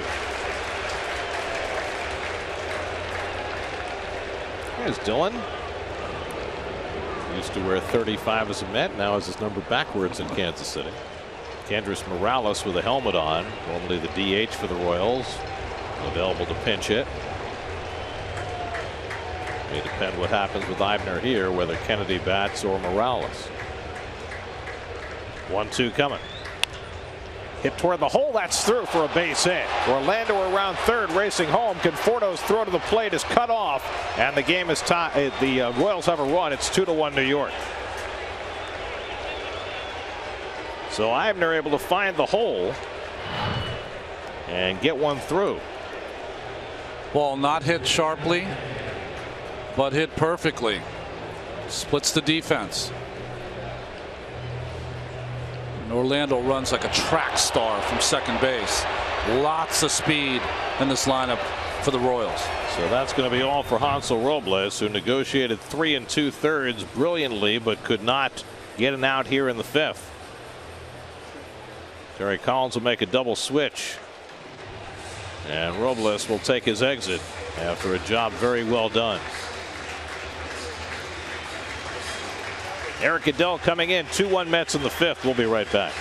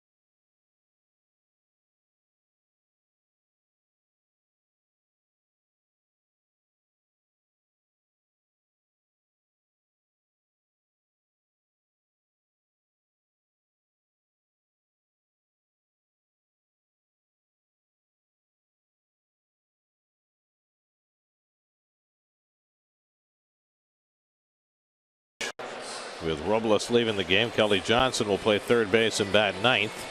And Eric Adell will come into pitch. He'll hit in Flores' spot. Well, he hasn't given up an earned run yet in his 3 outings, but he's going to be put to the test here. No outs, 2 on, and Kendrys Morales as Ned Yost takes his shot. So Ned Yost goes to his most potent pinch hitter in the 5th inning.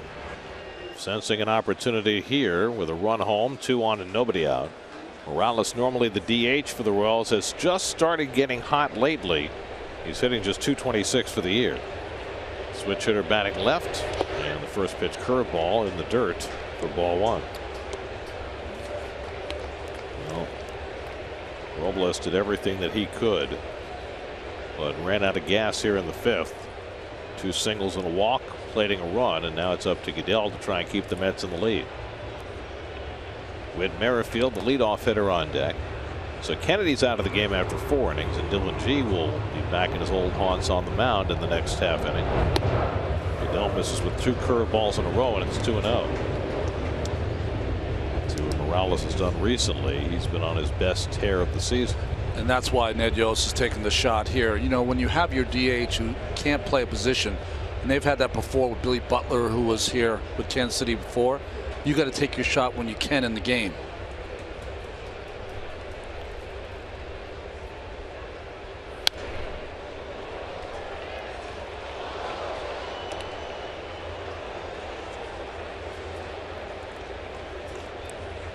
Goodell spent the first 2 months of the season pitching in Las Vegas after doing a very nice job for the Mets last year, just a victim of the numbers game in spring training.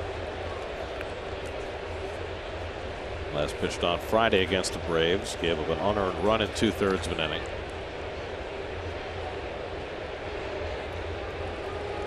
And Morales takes on the inside corner. Good pitch by Goodell, 2-2.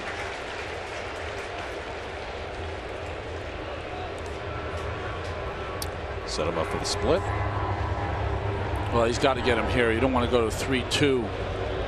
Splits his best pitch now, or best weapon against left-handed hitters. Looks like they might be coming back inside with a fastball. 2-2 coming. And he threw the splitter, and Morales fouled it off. You're right, Garrett.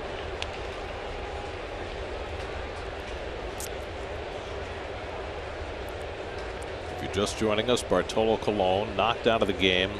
First batter, Whit Merrifield, hit a line drive off his thumb. X-rays were negative, but a thumb contusion for Colon ended his night after just 4 pitches. Also, Robles went 3 2/3 in long relief, and now Goodell picking up for him. 2-2 coming, and that's smacked in the air to deep right field. Granderson back to the track, back at the wall to make the catch. Cuthbert tags and goes to third. The ballpark just big enough to catch that drive from Kendrys Morales. Granderson with his back plastered against the fence. Well, the Mets have hit a couple home runs in this ball game, but I think we've seen 3 or 4 balls that look like they were going to be home runs that have stayed in the ballpark. Nice job by Granderson going back, feeling for that wall, and making the catch. And the Royals thought it was out of there. One very long out, but the tying run moves to third. So now runners at the corners with 1 out. Whit Merrifield the batter, and with this Royals team you always have to be wary about the squeeze play. Merrifield is 0 for 2 tonight. Cuthbert at third, Eibner at first with 1 out. Kelly Johnson in a couple of steps at third base.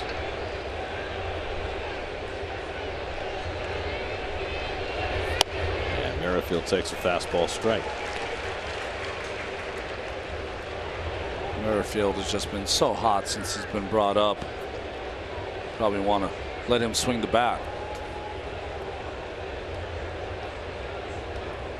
Robles looking on as Goodell tries to protect his runs from scoring. Good fastball away, and it's 0-2. Precision here by Goodell, right on that outside corner. Sneaks it past Merrifield.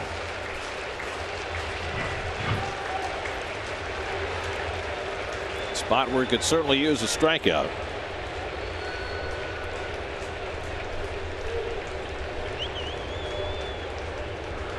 0-2 to Merrifield. Struck him out.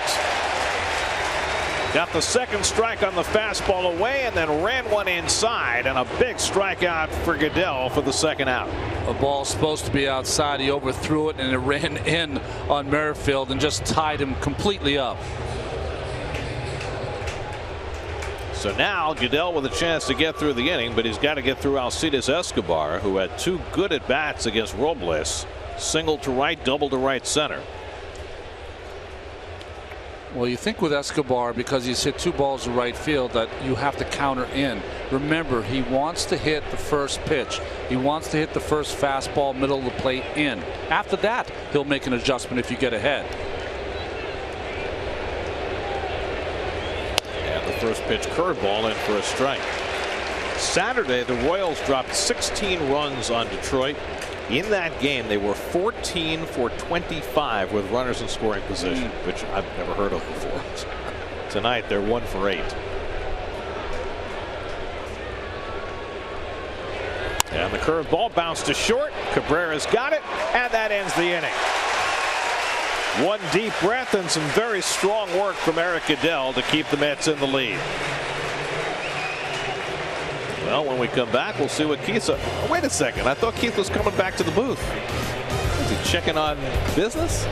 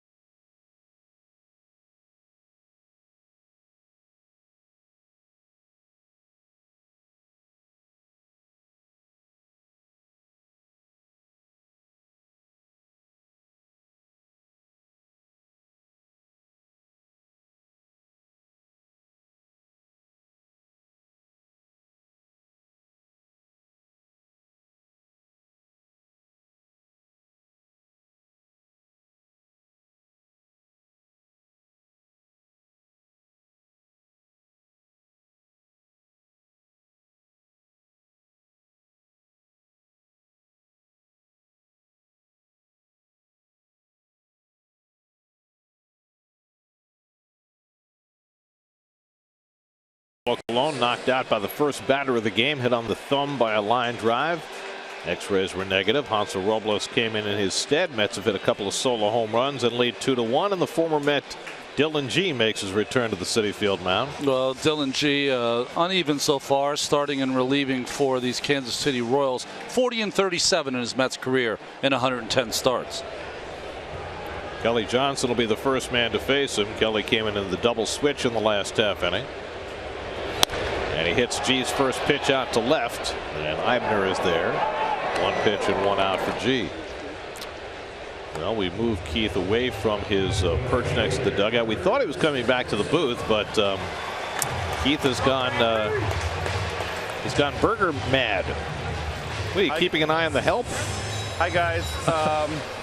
Every now and again, I got to check on the troops and make sure everything is in tip-top shape. We got to make sure that our customers at the Keith's Grill are happy and satisfied. And I see, oh, look at all that bacon. The burgers are being grilled nicely. The guacamole, the chili peppers. Everything good, Anthony? Yes, everything's good. And business is booming. And we like that. I need to negotiate next year that I get a cut, not a flat fee. But anyway, everything's going well. Business good? Yes, very popular. So attendance is up. Keith's Grill is booming. We got all these Met fans. My feeling is, Keith, if you stayed behind the grill full time, you could sell enough burgers to retire. Oh, there's quite a group here. It's a little squadron, a little platoon, and they are quite efficient. They get the food moving, and I know we got a real close game, and I don't want to distract from it, but every now and again, I got to do a spots check. And let me tell you, next time I'll do it without warning. Ball for Granderson. The Mets have a base runner. Can I flip? All right, ready? What do we got here? Is this $15 an hour? Oh yeah, this is like at home. I've missed the whole first half of the season. I'm used to this. I've been barbecuing. Good thing you're in practice. Anyway, good fun, good ball game. Mets need a win, and they need Bartolo to ice that thumb and hopefully only miss one start. I've got a very important question for you, Keith. Yes. Are you bringing us back burgers? If you wish. You want some? Al is pumping his fist as we speak. All right, I will bring 2 back. Promise. With everything on it. The Mex burger. Yeah, well, thanks, Gary. I'll be there shortly. We'll see you soon. All right, bye-bye. Cabrera flips one out to left, and Eibner is there, and that's the second out. He's incorrigible. He is. He's multitasking today, doing it all. The way he was flipping them, you can tell that he is definitely in mid-season form. Yes, he is. He attracts crowds everywhere he goes, doesn't he? That's certainly the case. Well, now Cespedes, who hit a long home run to center field his last time up, his 18th of the season.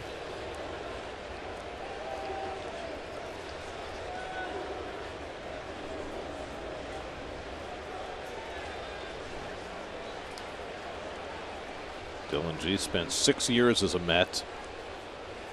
His first time back in Flushing in an opposition uniform. It's got to be a little weird, right? Right. No, I've never been put in that position. But it's got to be strange. And look at that outfield defense. They can go get it. But against Cespedes, after the home run he hit into the black, as you called it, as deep as I've ever seen them play.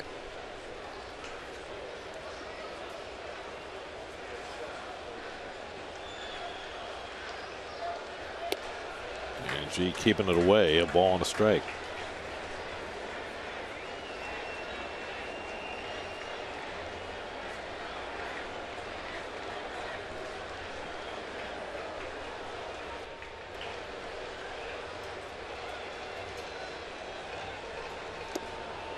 In tight to Cespedes. Dylan was such a steadying presence in the Mets rotation over the years, but it's been his injuries the last 2 seasons that have created opportunities for some of the Mets' new young starters. Also had a winning record with some really lean years here at Citi Field. 13-6 in 2011, 12-11 in 2013. That's lined in left center, a base hit for Cespedes. Granderson will pull in at second as Kane picks it up quickly. So Cespedes has his second hit of the night. And the Mets have 2 men on. Well, this ball jams Cespedes, but he's so strong. He still hits it, 300 feet out to center. You know, we always talk about rotating around your core or your torso when you're a hitter. That's how you generate some power. I mean, that's just full extension. I mean, the core almost turns 270 degrees. So a 2-out chance for Neil Walker, who's been up twice and flied to center field both times. First time a tremendous running catch by Kane to take away an extra base hit. Mets up 2-1 in the 5th. Granderson and Cespedes aboard. And now Walker against G.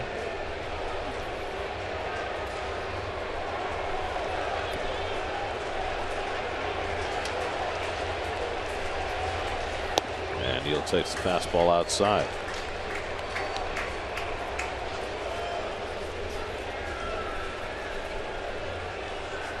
Walker 1 for 7 in his career against Dylan G.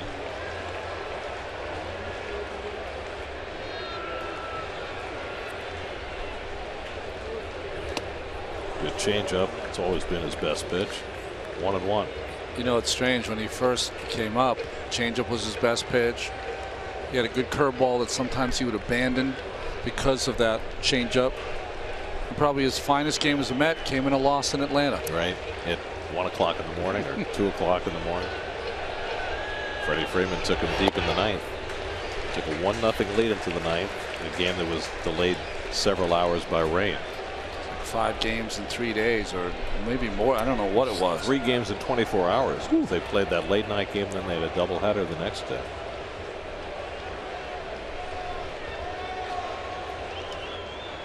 And he pitched some gems. 2 on and 2 out. Perez sets up inside, and Walker goes after the high fastball, and it's 2-2.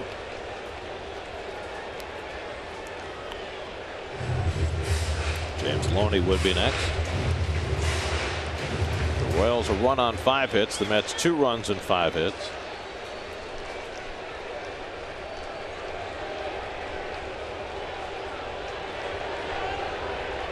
Two out, 2 on, 2-2 to Walker.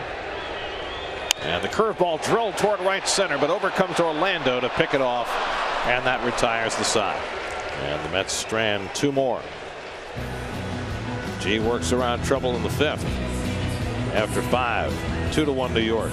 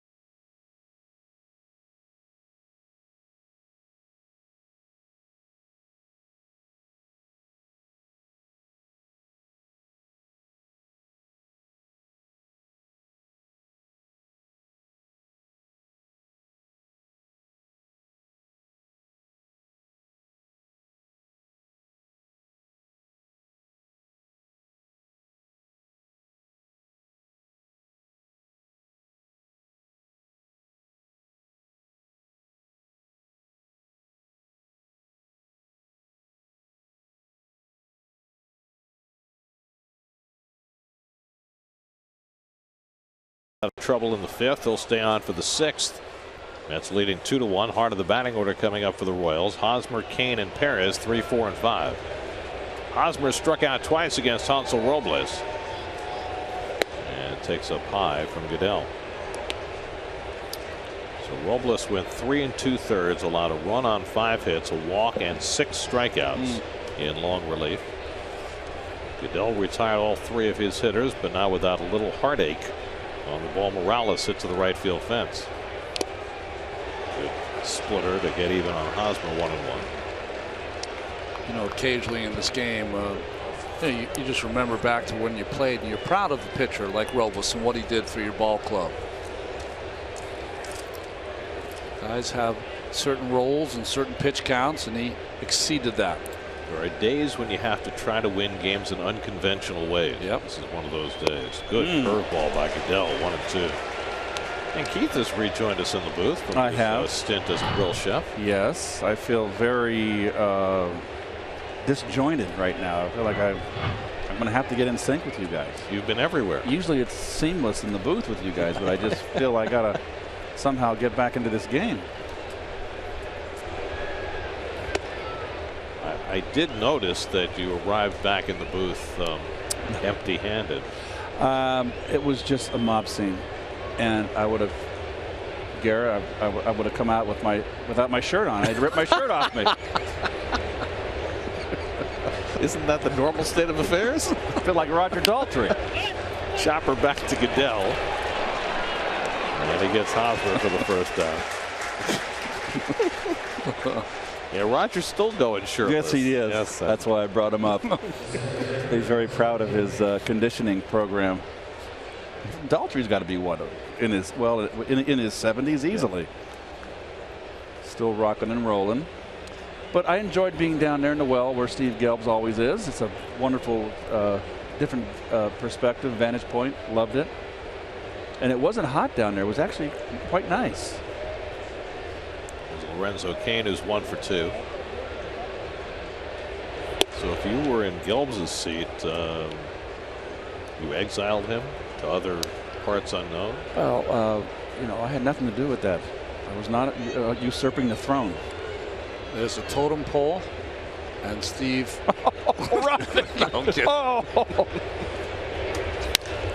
Cain drives one out to right, but right at Granderson. 2 out. Let's check in with the studio. Justine Ward has a game break brought to you by your local Honda dealers.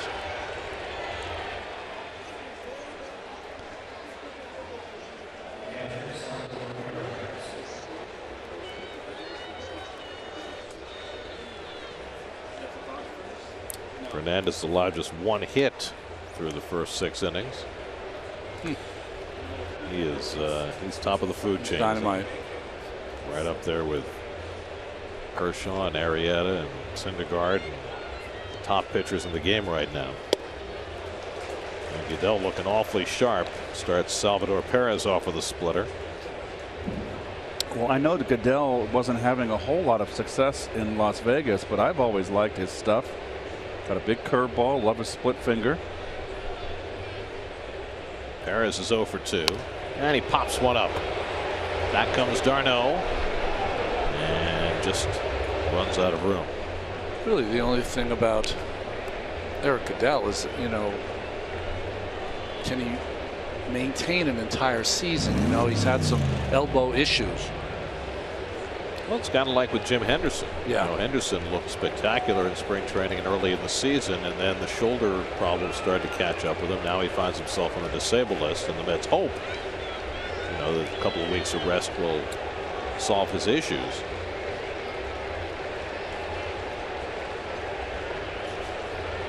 So 1-2 to Perez with 2 out and nobody on. And a little tapper. Goodell will play it. Low throw, and Loney drops the ball. Had it, but lost it. Not a good throw by Goodell, as he and d'Arnaud had a little miscommunication about who was going to pick that ball up. Well, it's a pitcher's ball by far, and I think that indecision led to a bad throw. But remember, started this inning Hosmer with a comebacker, and he did not make a good throw. This is a habit that Loney has. See how he's on his knee and not stretching. He's getting on a knee as if he's receiving a throw from second base. If he would have stretched towards the throw, that ball would not have been in the dirt. So it's an error on Goodell. Or short hop at the worst. Short hop at the worst. So Perez at first with 2 out, and now Paulo Orlando, who's 1 for 2, singled and scored the Kansas City run his last time. He takes the curveball outside.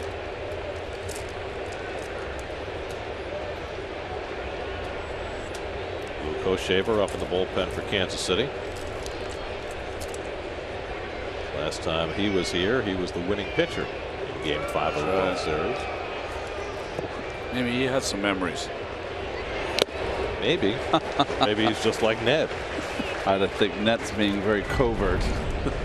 Well, the final game of this 2-game series tomorrow afternoon. Noah Syndergaard renews acquaintances with the Royals, facing lefty Danny Duffy, new city probables.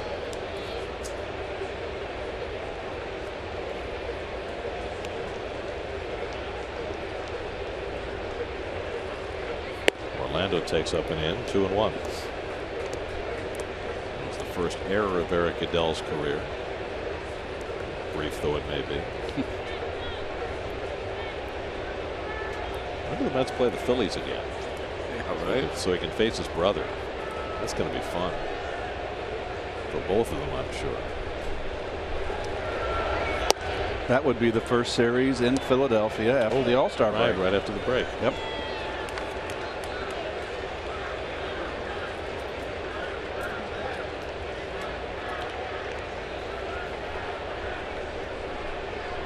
Kelly Johnson, every fielder has his preparation before a pitch.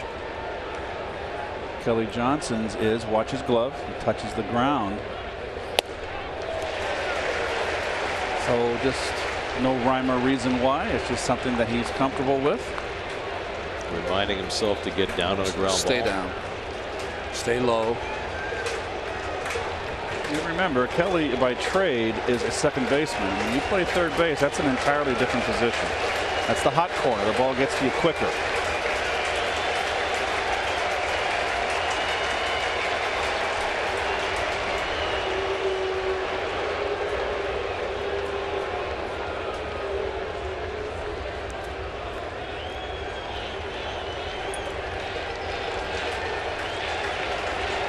Loney will play behind Perez, who gets set to run with 3 and 2 and 2 out.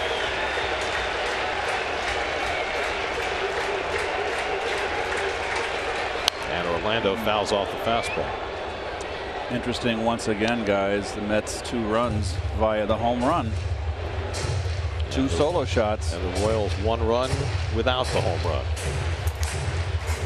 I don't think it's interesting on the Mets part at all. It's what you've seen all season long. It's SOP. Yeah.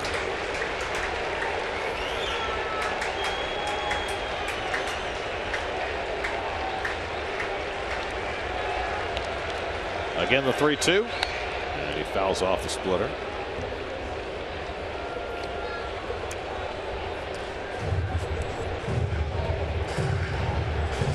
Justin Cuthbert would be next. Got any relation to Thurston Howell III?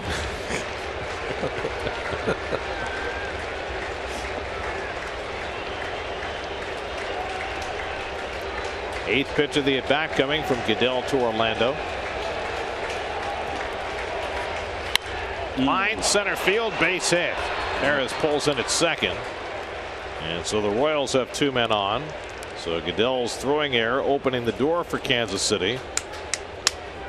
And as we saw last year in the World Series, when you make errors against the Royals, they often find a way to storm their way through. Well, there's a pitch right there up in the strike zone, out over the middle, around mid-thigh. Good pitch to hit. So now the tying run at second with 2 out. And here's Cuthbert, who has struck out and walked tonight.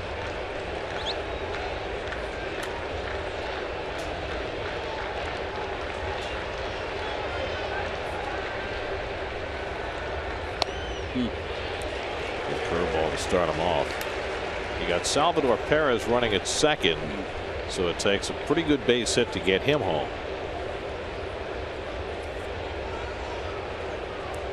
Goodell about to throw his 35th pitch. That'll be the most he's thrown in his career in 1 game. And that's hit to shortstop. Cabrera with a nice pickup gets the force to end the inning. Goodell works around his own error, keeps it a 2-1 Met lead in the 6th.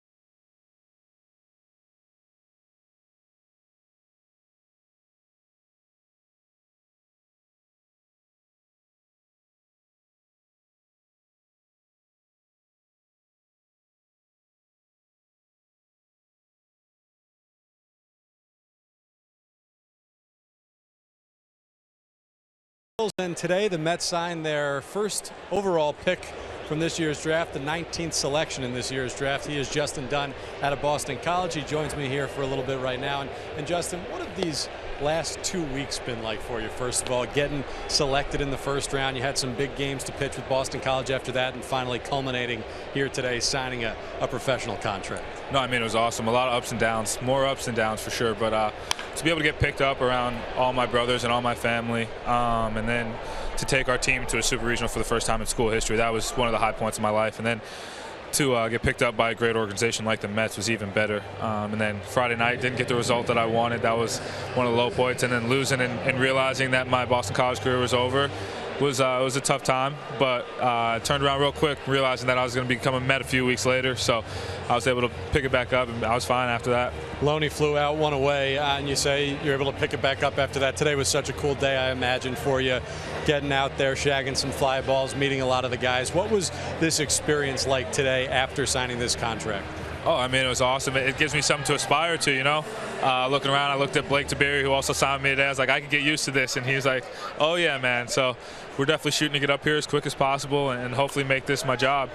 Now, tell us a little bit about yourself as a pitcher. You were a reliever for a lot of your college career, moved out of the bullpen in April, became a starter, have a 4-pitch repertoire. What was, first of all, the toughest part of moving back into the starting rotation after being a reliever? Oh, I mean, for me, out of the pen, I'm a high-energy guy. I'm going to come at you with everything I got.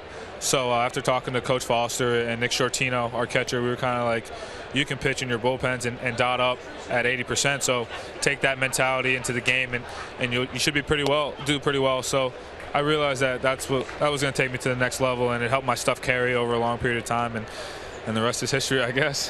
When you were here today and you see Noah Syndergaard and Jacob deGrom, Steven Matz, Matt Harvey, when you see this young pitching staff, what were you thinking? What are you able to take away from watching how they go about their business? I mean, this is arguably the best staff in baseball. So to have the chance to even shake their hand and be in the same room with them is awesome. And hopefully have the opportunity to call them teammates one day would be even better, and be able to pick their brain and make my career even better would be awesome. So I'm looking forward to that day for sure. Ty Kelly flies out to left field, 2 away. Justin, congratulations. Thank you so much for the time. And guys, Justin is heading to Brooklyn hopefully tomorrow to start with the Cyclones.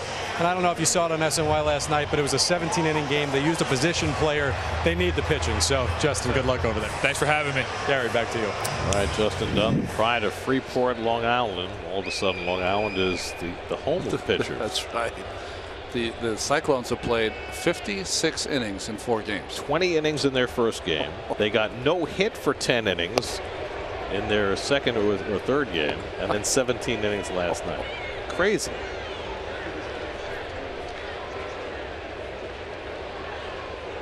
Michael Conforto has flied out and walked. Dylan G trying to finish off a second scoreless inning. And this was at the draft. Justin Dunn's reaction with his Boston College teammates the night before he pitched in that super regional against Miami.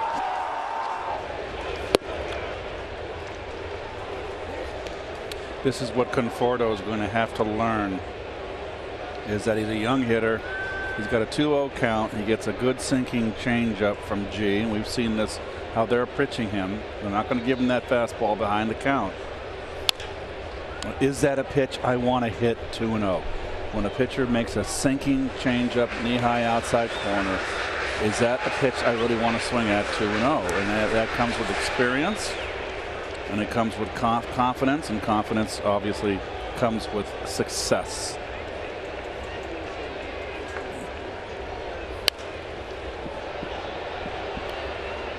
I just noted that Conforto's been pitched very respectfully right from the get-go. Good point. You know, right from the get-go, and he got off hot.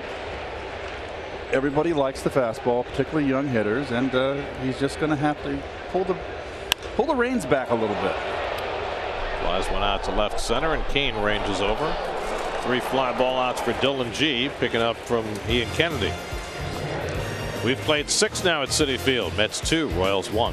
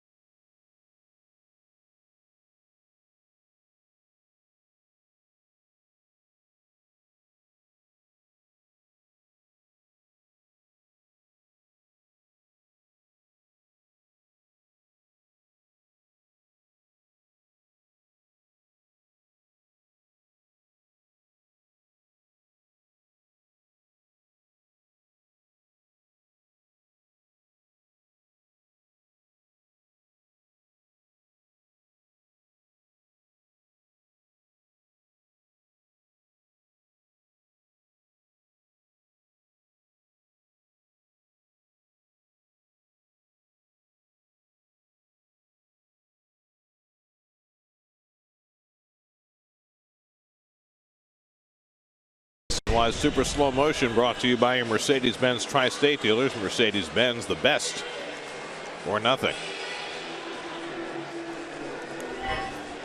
Well, today's Toyota Twitter poll, very simple question. Tweet us at SNYTV. Should the Mets sign Jose Reyes once he clears waivers? Yes or no? Very simple. Reyes was one of the all-time great Mets. What is he now? What kind of PR hit do the Mets take because of his domestic violence accusation earlier this year? Very interesting questions. Jerry Blevins on to pitch for the Mets as we go to the 7th. Brett Eibner leads off. Well, Keith, this is the first time that maybe a little advantage for the Royals with this right-handed hitting lineup against Blevins. And Hosmer, the only lefty. Christian Colon out on deck to pinch in, another right-hand batter. 1-1 to Eibner, who drove in the only Kansas City run with a base hit to left in the 5th. You're 1 out away from you got 2 remaining right-handers, obviously Familia, and Reed is your 8th inning bridge. So with 3 left-handers in that bullpen and Gilmartin not able to pitch tonight, Terry's opting to Blevins to get him to 7th inning. Well, he pushed both Robles and Goodell further than they'd ever been pushed in the major leagues. Robles went 3 2/3, his longest ever outing through 55 pitches. More than that, through 66 pitches. And Goodell threw 31, most he'd ever thrown in a big league game. 2-2 to Eibner.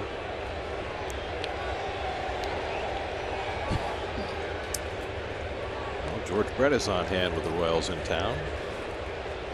One of the great hitters that anybody's ever seen.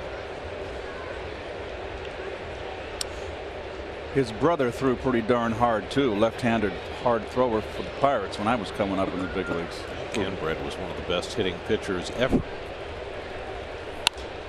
Out to right field, Granderson steadies. 1 out.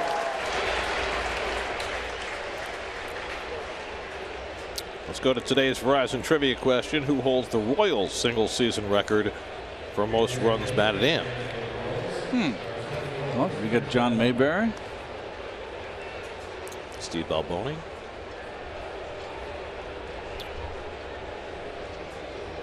there's Christian Colon, who had the game-winning hit in Game 5 of the World Series last year.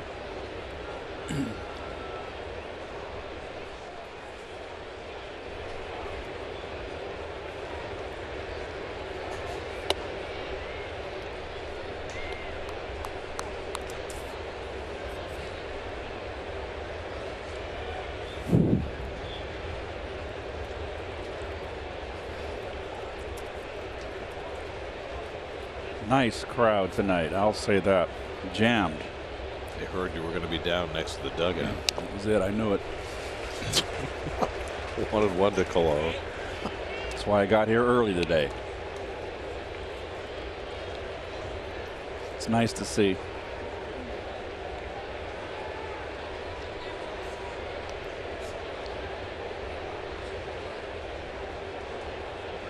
Christian Colon, who was a huge prospect coming out of Cal State Fullerton. He was the 4th overall pick in the draft. Still has not quite found a regular job in the big leagues. Blevins got in on his hands and he fouls it off 1-2.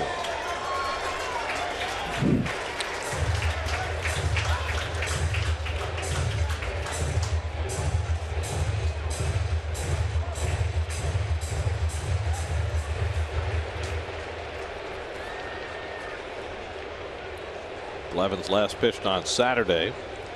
Went 2/3 of an inning, gave up no runs, 1 hit against the Braves. Ahead 1-2 on Colon. And he struck him out with the fastball away. Nicely done by Blevins. 2 out and nobody on.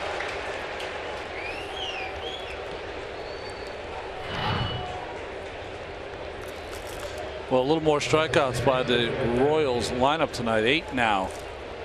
And counting. Colon swings through that high fastball from Blevins. It's been a good night for Colognes. 2 out and nobody on. Now Whit Merrifield, who's 0 for 3. It was Merrifield's line drive that knocked Bartolo Colon out of the game in the first, and he pops up the bunt attempt that'll land harmlessly foul. Merrifield hit one back to the box. Colon tried to get his glove up, but it missed his glove and hit his pitching hand right at the base of the right thumb. And Bartolo immediately came out of the game with a contusion to that thumb. X-rays were negative, fortunately, but you have to figure that bruise is going to keep Bartolo out for a while.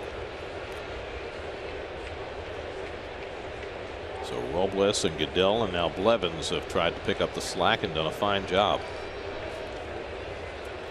Merrifield swings over the changeup, and it's 0-2. Well, 4 pitches in. It's the line drive we were talking about. Colon thought he was going to get a glove on it. It misses his glove and just hits him right off the end of the thumb. Maybe he caught the meaty part. Maybe that's why he didn't have a fracture. Blevins ahead 0-2. And the curveball whacked out to center, chasing Cespedes back to the warning track. Reels it in. Cespedes got a great jump on that ball. And Blevins shakes his head. Cespedes bails him out. Yoenis goes back to get it. And Blevins has a 1-2-3 inning. Stretch time at Citi Field, 2-1 New York.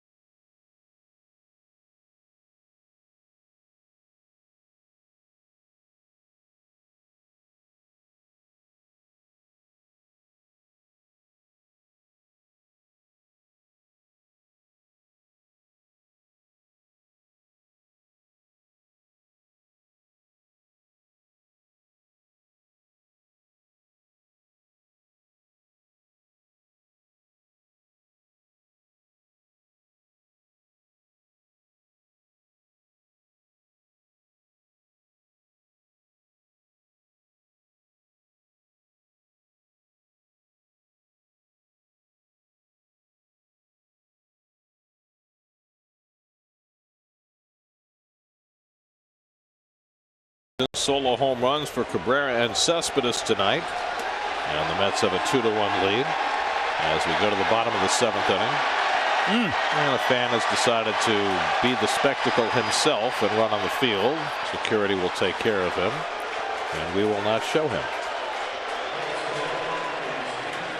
Remember the last day at Shea Stadium, Keith, when a couple guys ran on the field and you and I were escorted down the elevator and we met the 2 guys that ran on the field on the escalator? There was a day you didn't want to go underneath that stadium. Yeah. When we played, they would give you a little lesson not to do that ever again. Lesson now is you get a tremendous fine and you're banned from the ballpark for life. Luke Hochevar will pitch the bottom of the 7th. Well, part of this stingy bullpen for the Kansas City Royals. Appeared in 49 games last year for the Royals. He was a failed starter whose career took off when they moved into the bullpen a few years ago. Travis d'Arnaud 0 for 2 in his return to the lineup. First time up, he hit one of the fence in right field that Orlando made a nice play on. Then he struck out with 2 men on to end the 4th. Kelly Johnson hitting 9th in the order on deck, and then Curtis Granderson for the Mets in the 7th. And Darno hits a lazy fly ball to right. Orlando's got it, 1 out. New York Mets baseball on SNY is brought to you by the State Farm agent of the game, David Gonzalez of Brooklyn. Contact David at myagentisdavid.com. By Free State of Jones, starring Matthew McConaughey, in theaters June 24th. And by Cadillac, visit tristatecadillac.com for exceptional offers. Madison Regan ready for the 8th inning. Gary, do I have this count right? 16 of the 19 outs gotten so far in the air? Yes, if you include the infield pop-ups.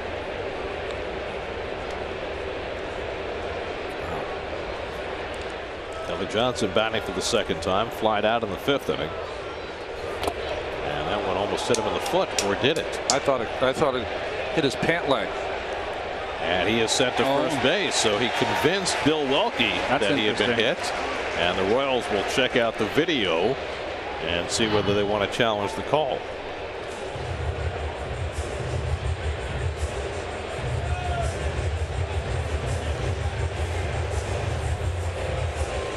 What's the back leg? Did it I've never raise the toe? What did he say that convinced Bill Welke was hit by a pitch? Maybe the way the ball deflected, I don't know. It's like Chuckle Hodge was bringing the shoe polish ball out in the Game 5 of the World Series. Kelly, law school online. No challenge, so Kelly's aboard with 1 out. And Granderson takes a strike. Curtis has been on base twice tonight with a double and a walk. That's looking to add to their 2-1 lead, facing Hochhaver as part of that Royals bullpen, which has the best bullpen ERA in the major leagues. Seems like it's that way every year.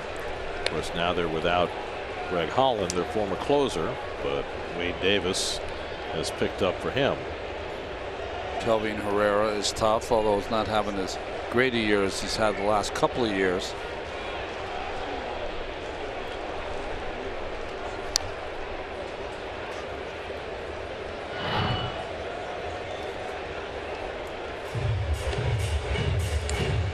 Well, Perez, the catcher, when he gets down on that one knee and gets on that outside corner, it allows Bill Welke to have a free, unfettered look at that ball as it comes in from the pitcher. It leaves them both exposed, that's for sure, to a foul tip, particularly the umpire.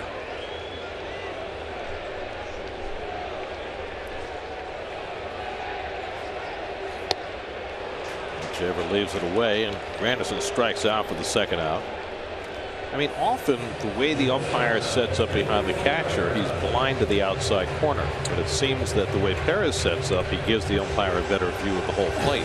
I always felt that umpires are a little bit blind in the outside corner, but it's all feel for them. Their sight, where the ball comes in, they have it figured out where that outside corner is. Yeah, anticipate the movement from each pitcher, how much it's going to move.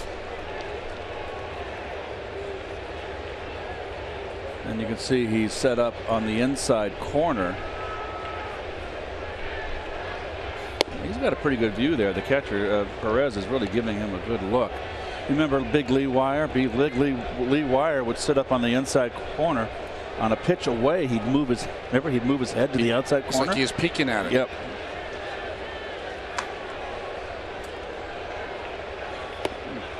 Cabrera delivered the first run of this game with an opposite field home run in the 1st inning.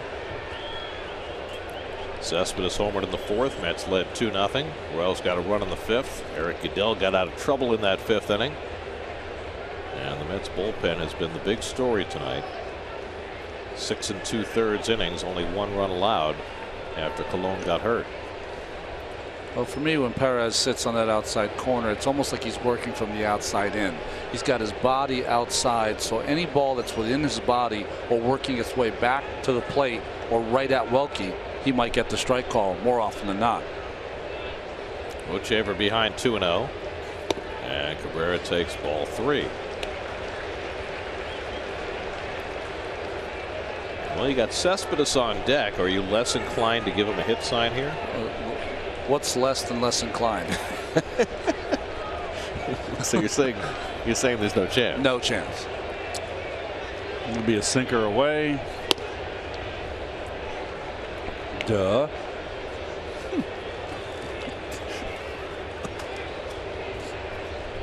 Probably another sinker away. I don't want to throw anything right now that's could be hit out of the ballpark.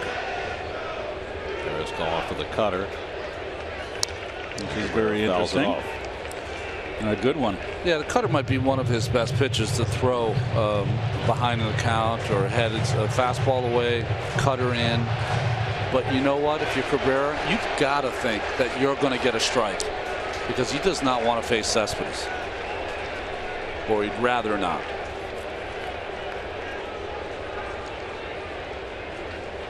Well, you got 3-2 and 2 out. Left-hand hitter up, but they're going to hold against Kelly Johnson, keeping that hole open. Kelly runs. It's pulled on the ground, but right in Merrifield, and that retires the side. A hit batsman and 1 left. We go to the 8th. Reed coming in, 2-1 New York.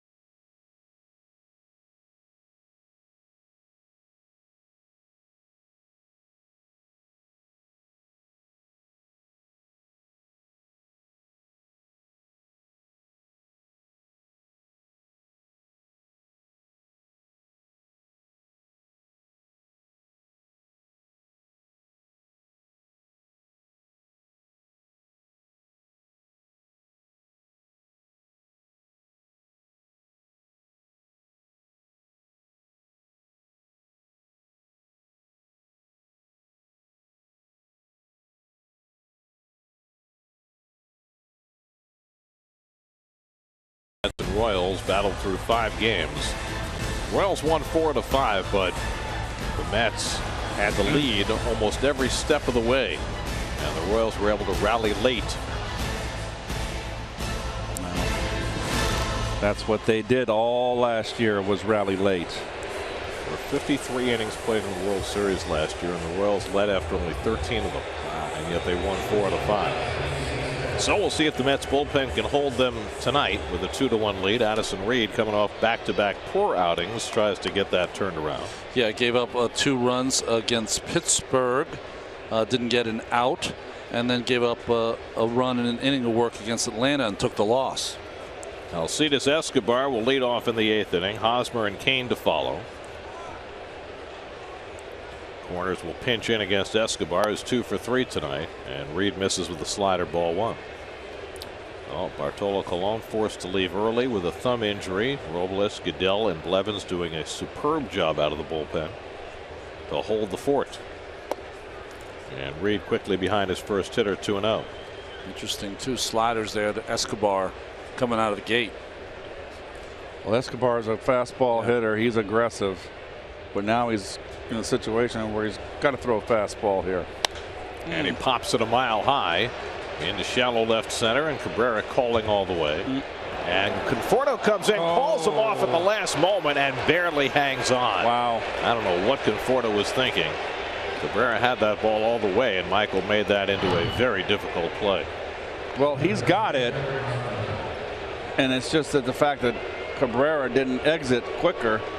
I mean, that's a tough play. It's really Cabrera's ball. And Cabrera is just hightailing it out of Dodge as fast as he can. That could have been a very costly mistake. So one rapid heartbeat, one out.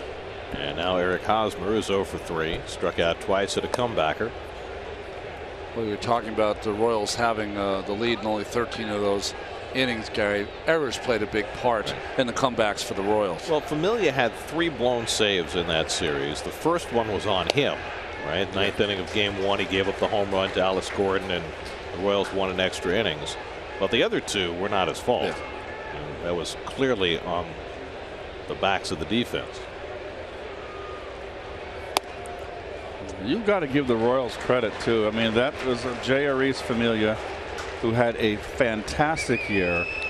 Hardly give up any home runs, and they get a solo home run dead central to tie the game.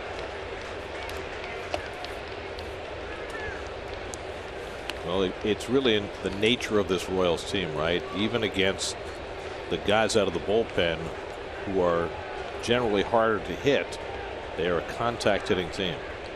Well, they're a never say die kind of team. I mean, remember when they lost that World Series to the Giants. Reed strikes out Hosmer for the second out. Madison Bumgarner, of course, the big star of that. But I mean, they're just a kind of team that just gnaws at you. Remember last year they came out of the gate, they had 5 bench clearing balls in April. They just were not going to be denied. Speaking of which, Yordano Ventura not here, serving his 8-game suspension. He's got to get a grip on his emotions, that young man. Gets Lorenzo Cain with 2 out. He swings through the fastball. Kelvin Herrera getting ready in the Royals bullpen to pitch the bottom of the 8th.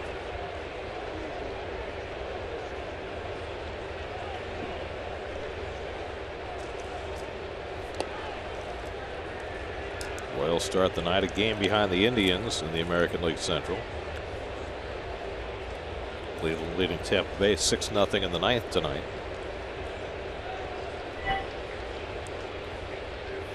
And Cain fouls off the fastball, and it's 1-2.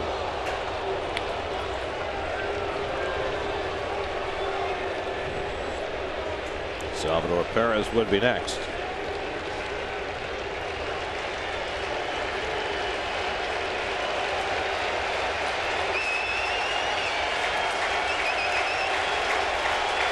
One-two. Tapper to the right side. Walker has the big hop. Side retired. On a bullpen friendly night, Addison Reed adds the latest 0. It's 2-1 in the 8th.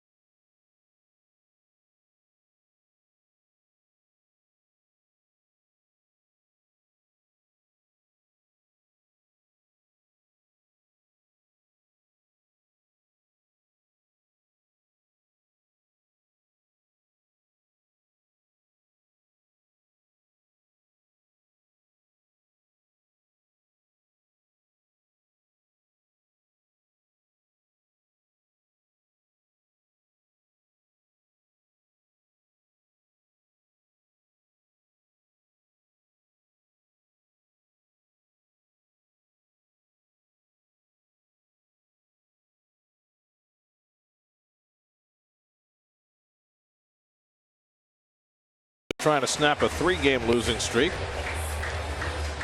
SNY Play Bowl and the New York Jets are looking to help local leagues in need with grants, equipment donations, clinics, and special Jets experiences. Does your league need assistance? Apply today at sny.tv/playball. Well, 35 games now for Kelvin Herrera, who can throw 100 miles an hour. Appeared in the game Sunday and struck out the side in the 8th inning. Mets will have a heart of the batting order coming up. Cespedes, Walker, and Loney trying to add some insurance before they hand it off to Jerry's Familia for the 9th. Cespedes 2 for 3 today, a single and his 18th home run of the season. And Herrera, he of the 100-mile-an-hour fastball, merely 98 for a strike. Michael Conforto and his dribble Cabrera reliving their near collision experience.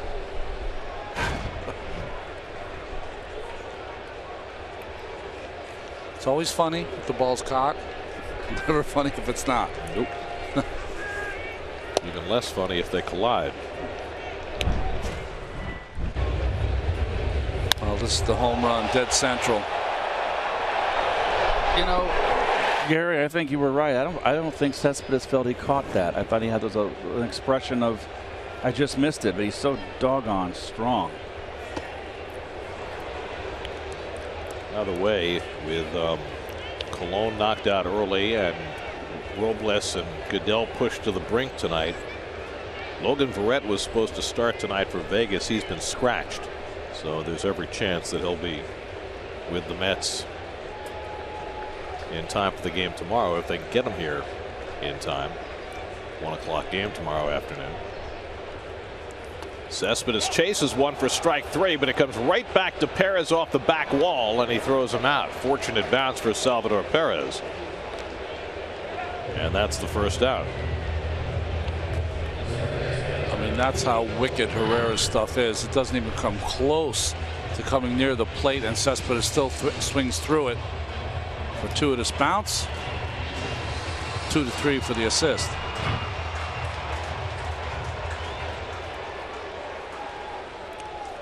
So 1 out and nobody on. Now Neil Walker has hit the ball well all night long with nothing to show for it. He's 0 for 3. Kane robbed him back in the first. He hit a line drive to right with 2 men on to end the 5th.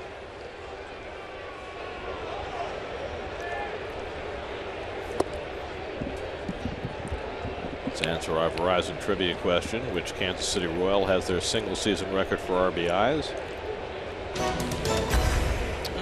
Now all about Mike Sweeney.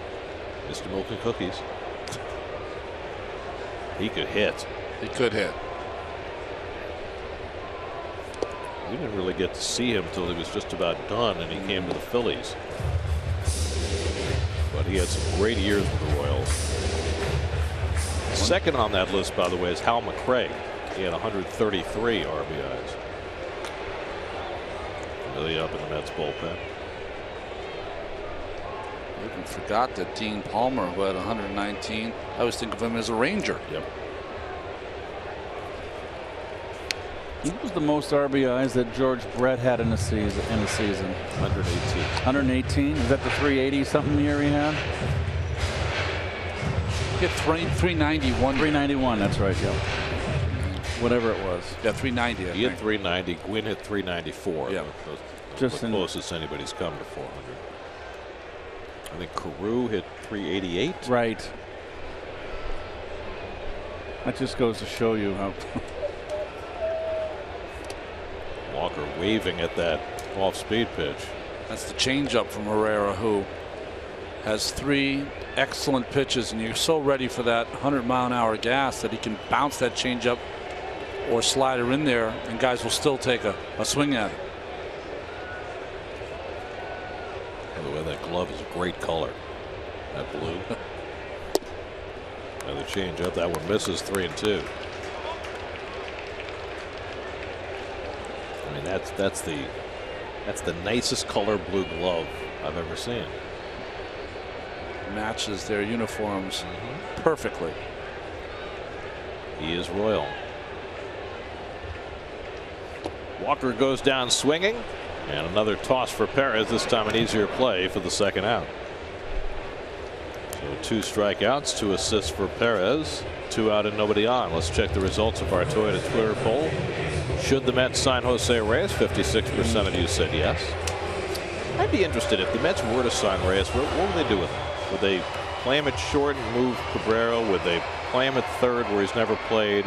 Would they play him at second and move Walker, or would he be a bench guy? I mean, what's their intention if they were to bring him in? Well, I mean, I honestly don't know, because if you once he's, I mean, he'd be a cheap option. That's the most important, right? Secondly, guys you have on the bench are young players, Ty Kelly and others. So a step up from that gives you a base runner maybe at the end of the game, maybe a little bit better, or anything would be better speed than you have now. But you and I know Jose Reyes' personality. Can you envision him being a bench player for anybody? That's line into left center, a base hit for Loney. So Loney with his 2nd hit of the night, and the Mets have their 6th hit. I'm just wondering if Jose has lost the eye of the tiger.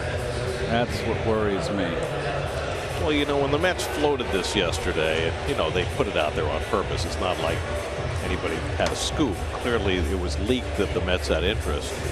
And one of the things that you heard in those leaks was, well, he really wants to play in New York, and if he comes back to New York, he'll regain some of the verve that he lost playing in Miami and Toronto and Colorado.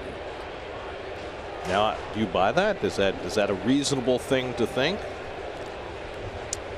I think that personally, the only place that he has any chance of success is here. Lives here, had his best years here. Only chance he has. I think other than that, he's probably a washed-up player. I mean, he's diminished. There's no question. So, but as you said earlier, as De Aza pinch hitting takes a strike 1-1. The one thing that works in Jose's favor is it costs them nothing, and they can bring him in if they want to for a month, see if he can play. If he can't, then you're still before the trading deadline, and you can figure out something else. My feeling is, if you were to do that, why wouldn't you, if you're going to make a move like that, why wouldn't you promote Dilson Herrera and do that instead? And move Walker to third base? Right. If you were going to make that kind of move. I'm in your camp.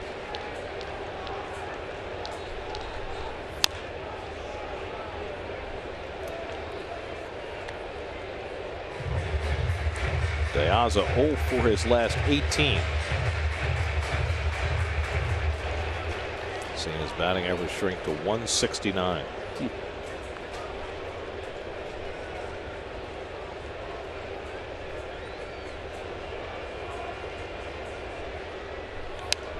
Fouls back Herrera's pitch, still 2-2. Got a high changeup that time. Yes, he did. He missed the pitch to hit.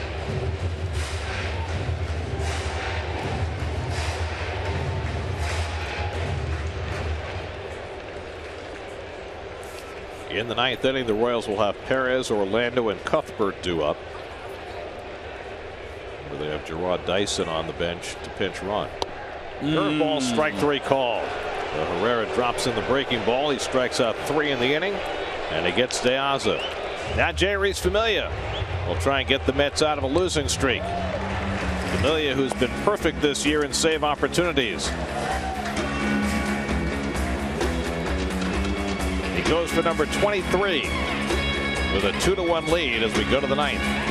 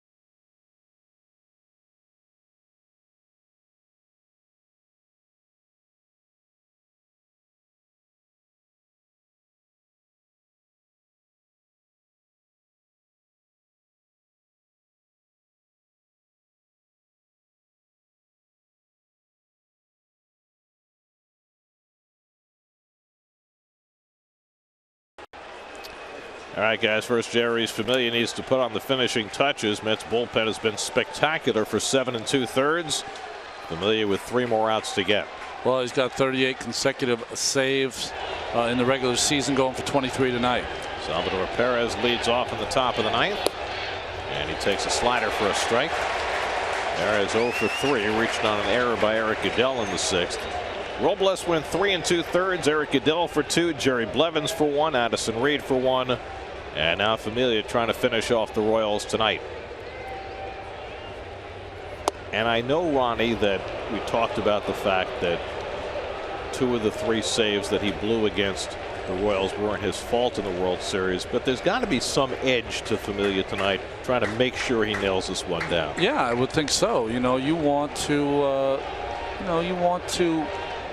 not that this is going to erase any of those blown saves. Slowly hit. Cabrera with plenty of time with Perez running. That makes a true throw for the first out. But any athlete who's trying to compete after something like that wants to have a nice clean inning and a save with Mets who need a W. By the way, Alex Gordon is not due up in the Senate. Not for the Royals. He's out on rehab. Well,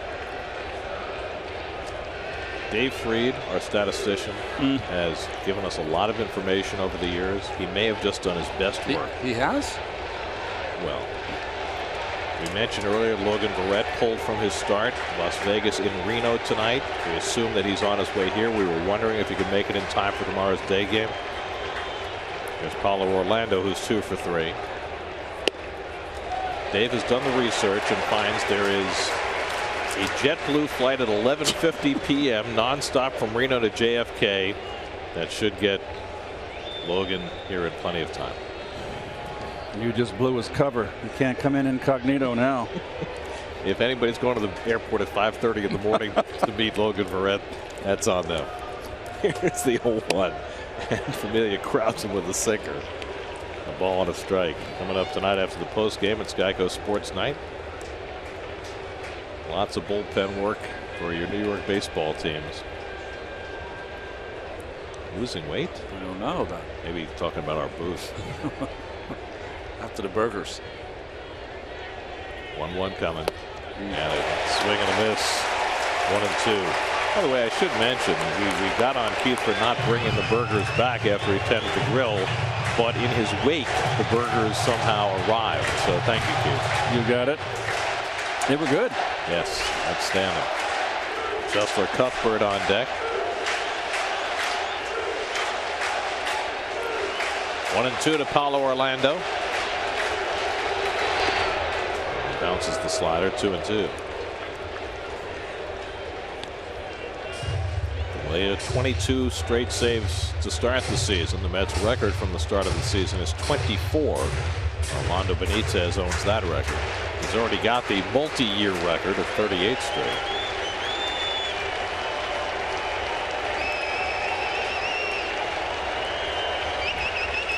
Two coming. Struck him out. He blows the fastball by Orlando, and they're a 2-man down. Boy, 98 miles an hour, just a little bit of sink on it, just enough to get it past the bat of Orlando. Well, no matter how hard he threw it by him. He is way late. Now the Royals are down to their final out. Chesler Cuthbert coming up. 0 for 2 and a walk tonight. And Cuthbert takes a slider for a strike, and he's had that slider working tonight. Yep, it's the best slider I've seen him throw consistently for a strike. A lot of downward tilt. 2-1 New York, 9th inning.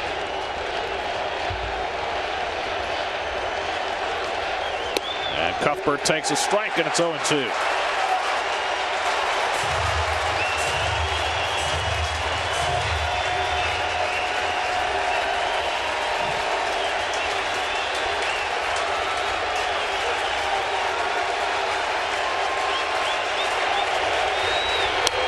In the air toward left center. Cespedes will have to play it on a hop. Cuthbert takes a turn, but he'll hold against Cespedes' arm. And the Royals, with a 2-out hit from Chesler Cuthbert, have the tying run aboard. And you would assume Gerard Dyson would come out to pinch run. Nice hitting right there. Picked it up off the ground almost. The slider. Pretty good hitting right there. Well, they're not going to pinch run Dyson because they need to put him on deck to pinch hit.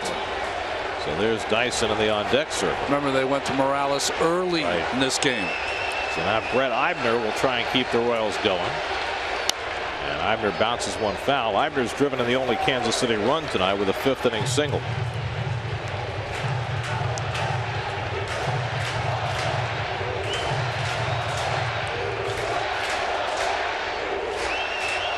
Cuthbert at first base, just one stolen base.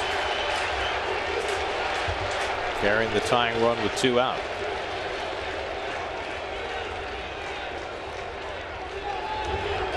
And Eibner swings through the fastball 0-2. Right by him.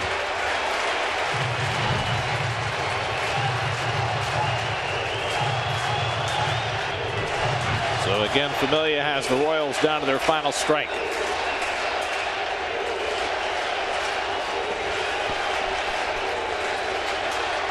Oh, 0-2 to Brett Eibner.